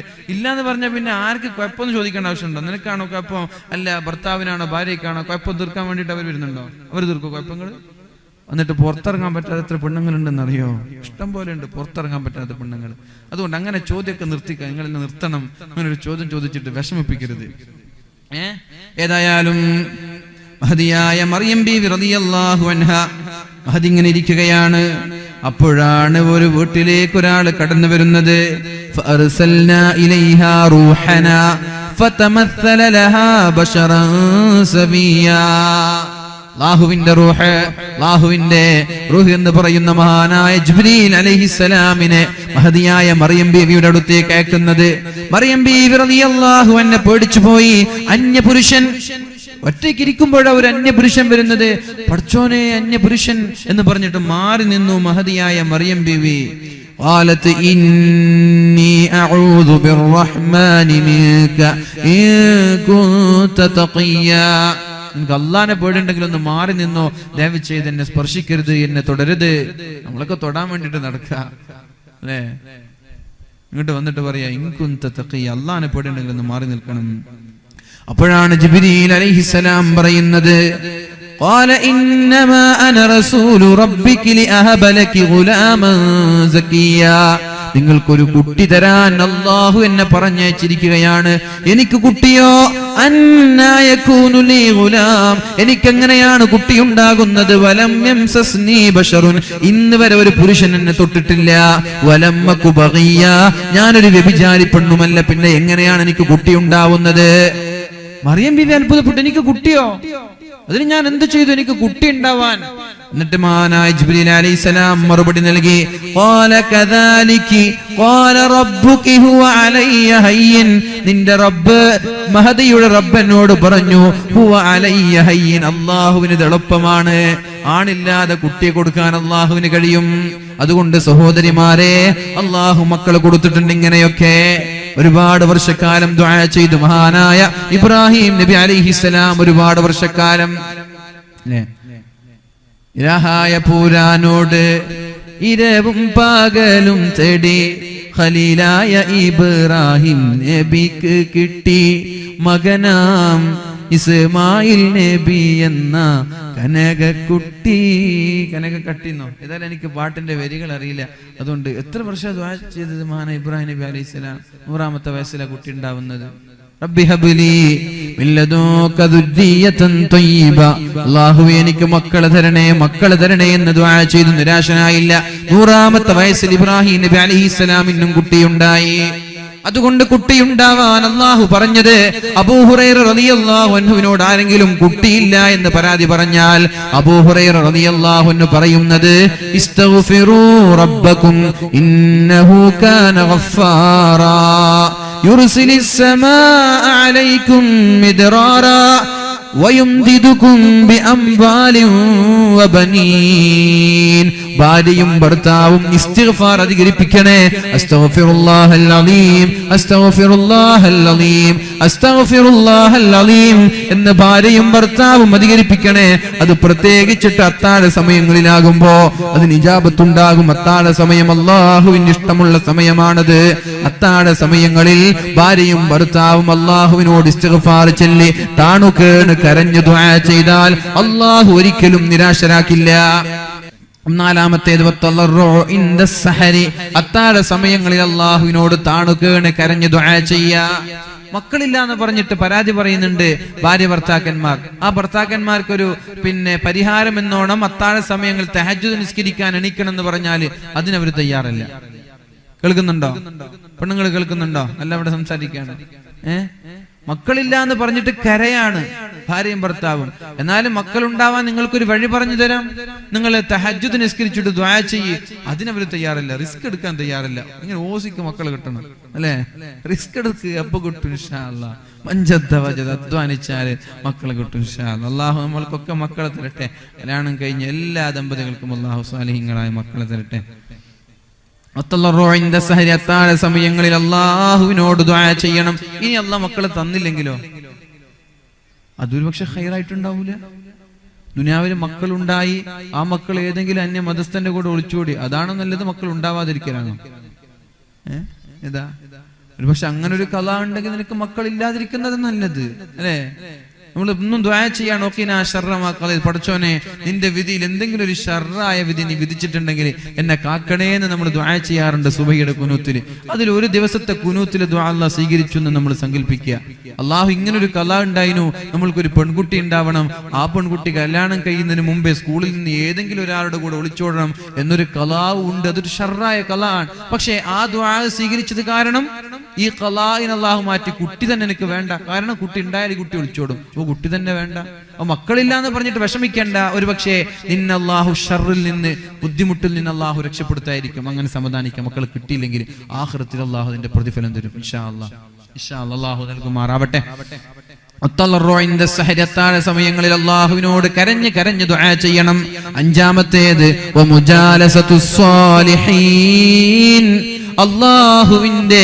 അല്ലാഹുവിനെ പേടിയുള്ള സ്വാലിഹീങ്ങളുടെ കൂടെ ജീവിക്കണം. ചങ്ങാതിമാരും നോക്ക്, ചങ്ങാതി നന്നായാൽ കണ്ണാടി വേണ്ട എന്നൊക്കെ പറയുന്നത് പോലെ അല്ലാഹുവിന്റെ ഹബീബ് പറഞ്ഞു, നിങ്ങളുടെ ഒരാളുടെ സ്വഭാവം എന്ത് എന്നറിയണമെങ്കിൽ ഫല്യൻദുർ ഇലാ ഖലീലിഹി, അവന്റെ സുഹൃത്തിനെ നോക്കണം. പെണ്ണിനൊരു പ്രപ്പോസ് അന്വേഷിച്ച് പോവാൻ. അപ്പൊ ചെറുക്കനെ, എന്നാൽ ചെറുക്കന്റെ പേര് പറഞ്ഞു, എന്നാൽ ചെറുക്കനെ കുറിച്ച് നിങ്ങൾ അന്വേഷിക്കണ്ട, ചെറുക്കന്റെ ചങ്ങാതിമാരൊക്കെ എന്ന് അന്വേഷിക്കണം. ചെറുക്കനൊരു 10 ഫ്രണ്ട്സ് ഉണ്ട്. ആ 10 ഫ്രണ്ട്സിനെയും നിങ്ങളൊന്ന് എന്ത് ചെയ്യാ, ഒന്നിങ്ങനെ അരിച്ചു പൊറുക്കുക. ഇവരെന്തൊക്കെയാണ് സ്വഭാവം, കുടിയുണ്ടോ, കഞ്ചാവുണ്ടോ? കഞ്ചാവൊക്കെയാണെന്ന് ചർച്ച ചെയ്യേണ്ടത്. 10ൽ പഠിക്കുന്ന പെൺകുട്ടിക്കും കഞ്ചാവ് വേണം. ഇവിടുത്തെ ഇന്നലെ കൊല്ലത്ത് പോയപ്പോ അവിടുന്ന് ഒരാൾ പറഞ്ഞു, തിരുവനന്തപുരം മസാജ് സെന്ററുകൾ അവിടെ ഉണ്ട്, അവിടെ ഒരു ബോക്സിൽ പാമ്പിനൊരു ബോക്സിലിടും, അതില് എന്നിട്ട് ആ പാമ്പിന് ഇങ്ങനെ ഒന്ന് കുലുക്കിയിട്ട് ചെറിയൊരു ഹോൾസ് ഉണ്ട്, ആ ഹോൾസിലൂടെ പാമ്പ് തല പുറത്തിടും. അപ്പൊ നാവിന്റെ അടിഭാഗം ഇങ്ങനെ വെച്ചുകൊടുക്കും, അവിടേക്ക് പാമ്പ് ഒരു കുത്തുകുത്തും. അപ്പൊ പിന്നെ ഒരു ലഹരി 4 ദിവസം ഇങ്ങനെ കടക്കും. ലഹരിയുടെ ഒരു ഐറ്റങ്ങളാണ്. ഇനി പാമ്പിനെ കാണുമ്പോ അതിന്റെ പിന്നാലെ പോയി ലഹരിക്കൊന്നും പോവല്ലേ ചെറുപ്പക്കാര്. ഉസ്താദ് ഇങ്ങനൊരു ലഹരിയുടെ കഥ പറഞ്ഞിട്ടുണ്ട്, അതൊന്ന് ടേസ്റ്റ് ചെയ്ത് നോക്കണം എന്ന് പറഞ്ഞിട്ട് പാമ്പിന്റെ പിന്നാലെ പോയാലേ പോയതേ ഓർമ്മ ഉണ്ടാവുള്ളൂ, പിന്നെ ആംബുലൻസിലായിരിക്കും വരുന്നത്. അതുകൊണ്ട് സഹോദരന്മാർ, നിങ്ങൾക്ക് ചെയ്യാൻ വേണ്ടിയിട്ട് പറഞ്ഞതല്ല, ഉമ്മമാരെയും ഉപ്പമാരെയും ബോധവൽക്കരിക്കാൻ വേണ്ടി പറയാ, ഇങ്ങനെയൊക്കെ മയക്കുമരുന്നിന്റെ ഒരു രീതികൾ. നാവിന്റെ താഴേക്ക് പാമ്പ് കൊത്തുക, പിന്നെ അതൊരു ലഹരിയായി 4 ദിവസം ഇങ്ങനെ മത്തിൽ ഇങ്ങനെ കിടക്കുക. അല്ലാഹു നമ്മുടെ സമൂഹത്തേക്ക് കാക്കട്ടെ. 10ൽ പഠിക്കുന്ന പെൺകുട്ടിക്കും വേണം മയക്കുമരുന്ന്. ഇതൊക്കെ വലിയ വിഷയമാണ്. സ്കൂളിൽ പഠിക്കുന്ന പെൺകുട്ടികൾക്ക് കാമുകന്മാര് മയക്കുമരുന്ന് കൊടുക്കുക, കഞ്ചാവ് കൊടുക്കുക. കഞ്ചാവ് കൊടുത്തിട്ട് ഇതിന്റെ ടേസ്റ്റ് കിട്ടി, പിന്നെ ഈ കഞ്ചാവില്ലാതെ പെണ്ണിന് ജീവിക്കാൻ പറ്റുന്നില്ല. അപ്പോ കാമുകൻ ഓർഡർ ചെയ്യാ, ഇനി കഞ്ചാവ് വേണമെങ്കിൽ ശരീരം കാഴ്ചവെച്ചോളണം. അപ്പൊ ആ ഒരു കഞ്ചാവ് ലഭിക്കാൻ വേണ്ടിയിട്ട് ശരീരം കാഴ്ചവെക്കുക. അല്ലെങ്കിൽ ലഹരിയിൽ ഒഴുകിയ പെണ്ണിന്റെ വസ്ത്രങ്ങൾ അഴിച്ച് ഫോട്ടോ എടുക്കുക, വീഡിയോ എടുക്കുക, എന്നിട്ട് ഈ ഫോട്ടോവും ഈ വീഡിയോവും വെച്ചിട്ട് ബ്ലാക്ക് മെയിൽ ചെയ്യാം. ഇത് നിങ്ങൾ വിചാരിക്കുന്നുണ്ടാകും എവിടെയോ നടക്കുന്ന വിഷയമാണ്. നമ്മുടെ നാട്ടിൽ കാസർഗോഡും കേരളത്തും കണ്ണൂരൊക്കെ നടക്കുന്ന വിഷയമാണിത്. നമ്മുടെ സ്കൂളിൽ നടക്കുന്ന വിഷയമാണിത്. നിങ്ങൾ വിചാരിക്കുന്നത് ഞാൻ ഉസ്താദ് വെറുതെ ഇങ്ങനെ അല്ല, ഇത് നമ്മുടെ നാട്ടിൽ നമ്മുടെ സ്കൂളുകളിൽ കലാലയങ്ങളിൽ നടക്കുന്ന വിഷയമാണ് ഇവിടെ പറയുന്നതൊക്കെ. ഇതൊക്കെ അറിയണമെങ്കിൽ ഒരു കൗൺസിലറായിട്ട് ഇങ്ങനെ സംസാരിക്കുമ്പോഴാ ഒരുപാട് അത്ഭുതങ്ങൾ കേൾക്കുന്നത്. 10ാം ക്ലാസ് പഠിക്കുന്ന പെൺകുട്ടിയൊക്കെ ശരീരം മുഴുവനും കാഴ്ചവെച്ചു, എന്തിന്? മയക്കുമരുന്നിന് വേണ്ടിയിട്ട്. എന്നിട്ട് ഫോട്ടോ എടുക്കും, ബ്ലാക്ക് മെയിൽ ചെയ്യും. ഈ ഫോട്ടോ ഞാൻ ഫേസ്ബുക്കിൽ പോസ്റ്റ് ചെയ്യാൻ പോവാണ്, വേണമെങ്കിൽ ഞാൻ വിളിക്കുന്ന സ്ഥലത്ത് വന്നോളണം. പെണ്ണ് പോയി, ആർക്കും ഫോട്ടോ കാണിച്ചു കൊടുക്കരുത്, ഞാൻ അവിടെ വരാം. പിന്നെ 2ാമത്തെ ദിവസം പോകുമ്പോൾ 4-5 സുഹൃത്തുക്കൾ ഉണ്ടാകും. സുഹൃത്തുക്കൾക്കും ശരീരം കാഴ്ചവെക്കണം. മുണ്ടിയാൽ ഫോട്ടോ പുറത്തു വരും. പിന്നെ മരണം വരെ, പിന്നെ ഒരു തുണ്ട് കയറിലൊക്കെ ജീവിതം കൊടുക്കേണ്ട അവസ്ഥ. ഇങ്ങനെയൊക്കെ പൊട്ടുപോയ പെണ്ണുങ്ങളൊക്കെ ഉണ്ടാകും. ആ പെണ്ണുങ്ങളൊക്കെ ചെയ്യേണ്ട വഴി എന്താ? വേഗം പോലീസ് സ്റ്റേഷനിൽ പോവുക. ഇന്നാലും ആൾ എന്നെ ബ്ലാക്ക് മെയിൽ ചെയ്യുന്നുണ്ട്, അവന്റെ മൊബൈലിൽ എന്റെ നെയ്ക്കഡ് ഫോട്ടോ കൊണ്ട്, അതുകൊണ്ട് സാർ ഒന്ന് സഹായിക്കണം എന്ന് പറഞ്ഞാൽ ഏത് സാർ ഓടിയെത്തി സഹായിക്കും? അല്ലാതെ ശരീരം കണ്ടവർക്കൊക്കെ കാഴ്ചവെക്കലല്ല. ഇത് ഇഷ്ടം പോലെ സംഭവിക്കുന്നില്ല നമ്മുടെ നാട്ടിലൊക്കെ. പെൺകുട്ടികളൊക്കെ ബോധവാന്മാരാവോ. എന്തെങ്കിലും ചോക്ലേറ്റ് എന്ന് പറഞ്ഞ് തിന്നാൻ തരുമ്പോൾ അതൊരു പക്ഷെ മയക്കുമരുന്നായിരിക്കും. കാമുകന്മാരെന്ന വ്യാജേന മനുഷ്യന്മാരെ വഴിക്കേടിലേക്ക് നയിക്കാൻ വേണ്ടി മാത്രം സ്കൂളിൽ പോകുന്ന ആളുകളുണ്ട് ഇവിടെ. അള്ളാഹു എല്ലാവർക്കും ബോധം നൽകട്ടെ. നമ്മുടെ മക്കളൊക്കെ അള്ളാഹു രക്ഷപ്പെടുത്തട്ടെ. അപ്പൊ ഇങ്ങനൊരു മക്കള് ഉണ്ടാവുന്നതിനേക്കാളൊക്കെ നല്ലതില്ലാതിരിക്കലല്ലേ? അപ്പൊ അങ്ങനെ ആയിരിക്കും ഒരു പക്ഷെ അള്ളാഹു മക്കളെ തരാതിരുന്നത്. ഏതായാലും കണ്ണിയത്ത് ഉസ്താദിന്റെ അടുത്തേക്ക് ഞാൻ ആ കഥ ഫുള്ളാക്കിയിട്ടില്ല. ഒരാൾ വന്നിട്ട് പറഞ്ഞു, ഉസ്താദ് എനിക്ക് മക്കളില്ല, ദുആ ചെയ്യണം. ഉസ്താദ് ദുആ ചെയ്ത് മക്കൾ ഉണ്ടായില്ല. വർഷങ്ങൾക്ക് ശേഷം വീണ്ടും വന്നു, ഭാര്യയും ഭർത്താവും. ഉസ്താദേ മക്കളില്ല, ദുആ ചെയ്യണം. കണ്ണിയത്ത് ഉസ്താദ് പറഞ്ഞു, നിങ്ങൾക്ക് മക്കൾ ഉണ്ടാവാൻ അള്ളാഹുവിന് അങ്ങനെ ഒരു തീരുമാനമില്ല. നിങ്ങൾക്ക് മക്കളുണ്ടാവാൻ അള്ളാഹു തീരുമാനിച്ചിട്ടില്ല. പിന്നെ 2 പേരും നിലത്ത് വീണിട്ട്, പെണ്ണ് നിലത്ത് വീണിട്ട് കരഞ്ഞു എന്നാണ്. ഉസ്താദ് ദുആ ചെയ്യണം, മക്കളില്ലാതെ സഹിക്കാൻ പറ്റില്ല. പിന്നെ ഏതായാലും ഇരിക്കുക എന്ന് പറഞ്ഞു. മഹാനായ കണ്ണിയത്ത് ഉസ്താദ് 2 പേരെയും ഇരുത്തി ഫാത്തിഹ വിളിച്ചു, ദുആ ചെയ്തു. എന്നിട്ടൊരു കുട്ടി ഉണ്ടായി. അതിനുശേഷം വേറെ കുട്ടി ഉണ്ടായിട്ടില്ല. ഞാൻ പറയുന്നത് ഹുവ അലയ്യ ഹയ്യിൻ, അള്ളാഹുവിന് നിസ്സാരാണ്. ചോദിക്കേണ്ട ആള് ചോദിച്ചാൽ കൊടുക്കും, ചോദിക്കേണ്ട ആള് ചോദിച്ചാൽ കൊടുക്കും. അതുകൊണ്ടാണ് തങ്ങന്മാരോട് മന്ത്രിക്കാൻ പറയുന്നത്, വലിയ വലിയ ഔലിയാക്കളോട് മന്ത്രിക്കാൻ പറയുന്നത്. ചോദിക്കേണ്ടവർ ചോദിച്ചാൽ അള്ളാഹു കൊടുക്കും. അള്ളാഹു എല്ലാവരുടെയും മക്കളെ സ്വാലിഹീങ്ങളിൽ പെടുത്തട്ടെ. അപ്പൊ മുജാലസത്തു സ്വാലിഹീൻ, സ്വാലിഹീങ്ങളായ ആളുകളുടെ കൂടെ ജീവിക്കണം, ഹൃദയം നന്നാവാൻ. ചെറുപ്പക്കാരാ, സ്കൂളിൽ ബാക്ക് ബെഞ്ചിൽ പോയിട്ടിരുന്നിട്ട് ക്രിമിനലുകളായ ആളുകളുടെ കൂടെ കൂടണ്ട. സ്കൂളിൽ ചെമ്മാടികളെ ചങ്ങാതിയായി കൂട്ടണ്ട. ഏറ്റവും പഠിക്കുന്ന ആളാരാ? ഏറ്റവും നല്ല ദീനീബോധമുള്ള സ്കൂളിലുള്ള കുട്ടിയാരാ? ക്ലാസ്സിലുള്ള കുട്ടിയാരാ? അവന്റെ ഫ്രണ്ടായി നീ ജീവിക്ക്. നിസ്കരിക്കാൻ പോകുന്ന കുട്ടി, അള്ളാഹുവിന് പൊടിയുള്ള കുട്ടി, അവന്റെ കൂടെ നീ ജീവിക്ക്. ഇന്ന് അവർക്ക് സുഹൃത്തുക്കളില്ല. സ്കൂളിൽ ദീനീബോധത്തോടെ ജീവിക്കുന്ന ആളുകൾ ബാക്ക്വേർഡാണ്. അവരെല്ലാവരും നെവർമെന്റ് ചെയ്യുക. അവർക്ക് താരപരിവേഷമില്ല. ഇവിടെ സ്കൂളിൽ താരപരിവേഷം ലഭിക്കുന്നത് ആർക്കാ? കഞ്ചാവ് അടിച്ച് വരുന്നവനെ, കുപ്പായത്തിന്റെ ബട്ടണിടാതെ നെഞ്ചും വിരിച്ച് നടക്കുന്നവന് സ്കൂളിൽ ഇന്ന് വരെ ഒരക്ഷരം പോലും വായിക്കാൻ അറിയാതെ ബാക്ക് ബെഞ്ചിൽ ഇരുന്നു കൊണ്ട് തെമ്മാടിത്തം പറയുന്നവനാ സ്കൂളിന്റെ പിന്നിൽ, അവന്റെ പിന്നിൽ ആളുകൾ കൂടുക. 1ാം റാങ്കുകാരനൊക്കെ ആർക്കാ വേണ്ടത്? ഇതൊക്കെയാ സ്കൂളിന്റെ കഥകൾ. അതുകൊണ്ട് സഹോദരന്മാർ, നമ്മുടെ മക്കളോട് പറയുകയാണ്, പൊന്നുമക്കളെ, പൊന്നു സഹോദരങ്ങളെ, ചെറുപ്പക്കാരാ, മുജാലസത്തുസ് സ്വാലിഹീൻ, സാലിഹീങ്ങളായ ആളുകളുടെ കൂടെ കൂടിയാൽ ഹൃദയത്തിന്റെ രോഗം അല്ലാഹു മായ്ച്ചു കളയും. ഫല്യൻദുർ ഇലാ ഖലീലി, ഉപ്പമാർക്ക് നമ്മുടെ മക്കളെ കുറിച്ച് അറിയാനുള്ള എളുപ്പവഴി, ഒരു ഉപ്പാക്കന്റെ മകൻ ഏത് ദിശയിലാണ് പോകുന്നത് എന്നറിയണം. ഇനി നടക്കൂല, ഇന്ന് മുതൽ ഈ ഉപായം ഉപയോഗിച്ചാൽ നടക്കൂല. എന്താണെന്നറിയോ? സ്കൂളിലുള്ള നമ്മുടെ കുട്ടിയോട് പറയാ, മകനോട് പറയാ, നിന്റെ ചങ്ങാതിമാരൊക്കെ കൂട്ടിയിട്ട് വീട്ടിൽ വരണം, ഒരു ഫംഗ്ഷൻ വെക്കാണ്. അപ്പോ മക്കള് വരും, ചങ്ങാതിമാരൊക്കെ വരും, അവരെ കാണും, പറയാ, നിങ്ങളുടെ കുട്ടി ഏത് രീതിയിലാ സ്കൂളിൽ നടക്കുന്നത് എന്ന് ചങ്ങാതിമാരെ കാണും പറയാം. ഇനി നിങ്ങൾ അങ്ങനെ ഒരു വിരുന്നൊക്കെ വെച്ചാലേ സ്കൂളിലുള്ള റാങ്ക് ഹോൾഡേഴ്സിനെയും നല്ല ദീനി ബോധമുള്ള ആളുകളും കൂട്ടിയിട്ട് വരും. അതുകൊണ്ട് ഇനി വെക്കരുത്, ഇതിന് മുമ്പ് വെക്കണമായിരുന്നു അതൊക്കെ. മനസ്സിലായോ? ഫല്യൻദുർ ഇലാ ഖലീലി. അപ്പൊ നിങ്ങൾ എന്ത് ചെയ്യാ? സ്കൂളിലേക്ക് കിടക്കിടെ പോവാ. ഇന്നലെ തിരുവനന്തപുരത്ത് ഒരു മ്യൂസിയത്തിൽ നമ്മളിങ്ങനെ 2-3 ആളുകൾ ഇങ്ങനെ സന്ദർശിക്കാൻ പോയി.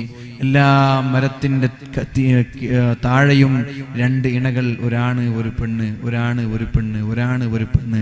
അപ്പൊ കൂടെയുള്ള ആളിനോട് പറഞ്ഞു, ഉസ്താദേ, ഇവർക്ക് അറിയുന്നുണ്ടോ ആവോ, ഇവരുടെ മാതാപിതാക്കൾക്ക് അറിയുന്നുണ്ടോ ആവോ, ലക്ഷക്കണക്കിന് രൂപ ചെലവഴിച്ചിട്ടാണ് ഈ മക്കളെയൊക്കെ സ്കൂളിലേക്ക് ചേർക്കുന്നത്.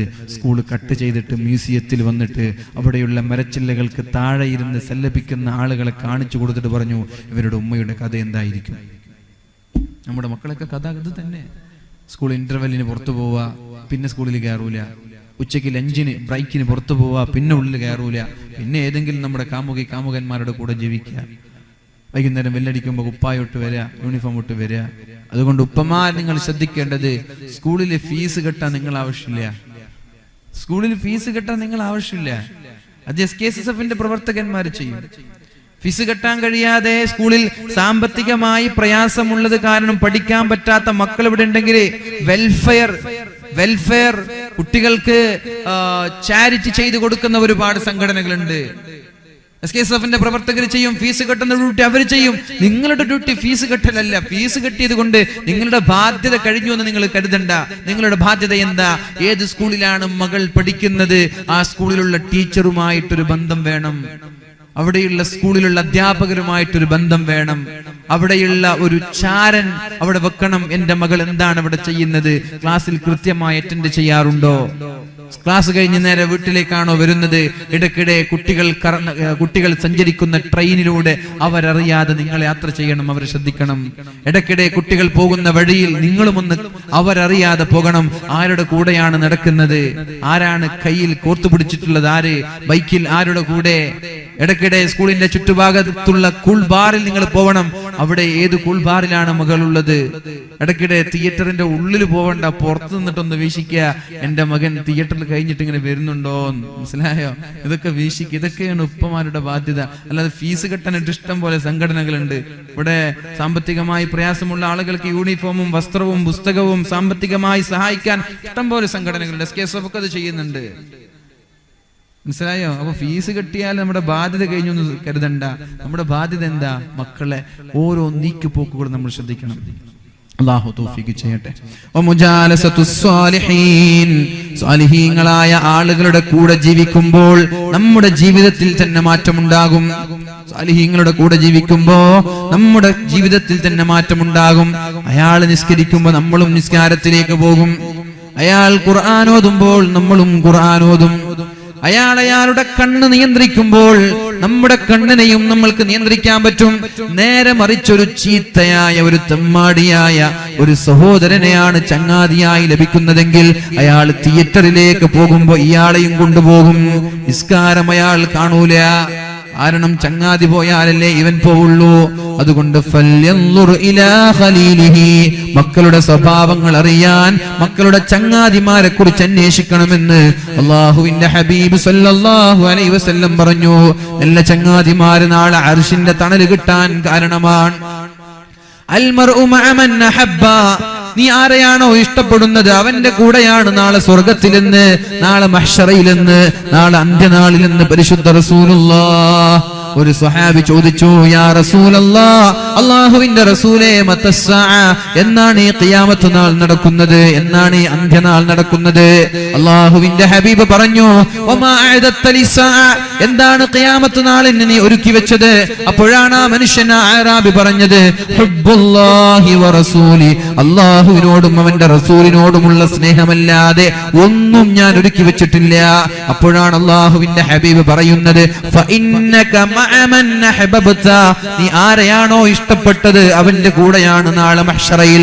സ്വാലിഹീങ്ങളായ ആളുകളെ ഇഷ്ടപ്പെട്ടാൽ അവരുടെ കൂടെ നാളെ മഹ്ശറയിൽ ഉണ്ടാകും. സിനിമാ നടന്മാരാണ് നിന്റെ മനസ്സിന്റെ ചിന്തയെങ്കിൽ, ക്രിക്കറ്റ് കളിക്കാരാണ്, ഫുട്ബോൾ കളിക്കാരാണ് നിന്റെ മനസ്സിൽ സദാസമയവും നീ ആലോചിക്കുന്നതെങ്കിൽ, അവരെവിടേക്കാണോ പോകുന്നത് അവരുടെ കൂടെയായിരിക്കും നീ പോകുന്നത്.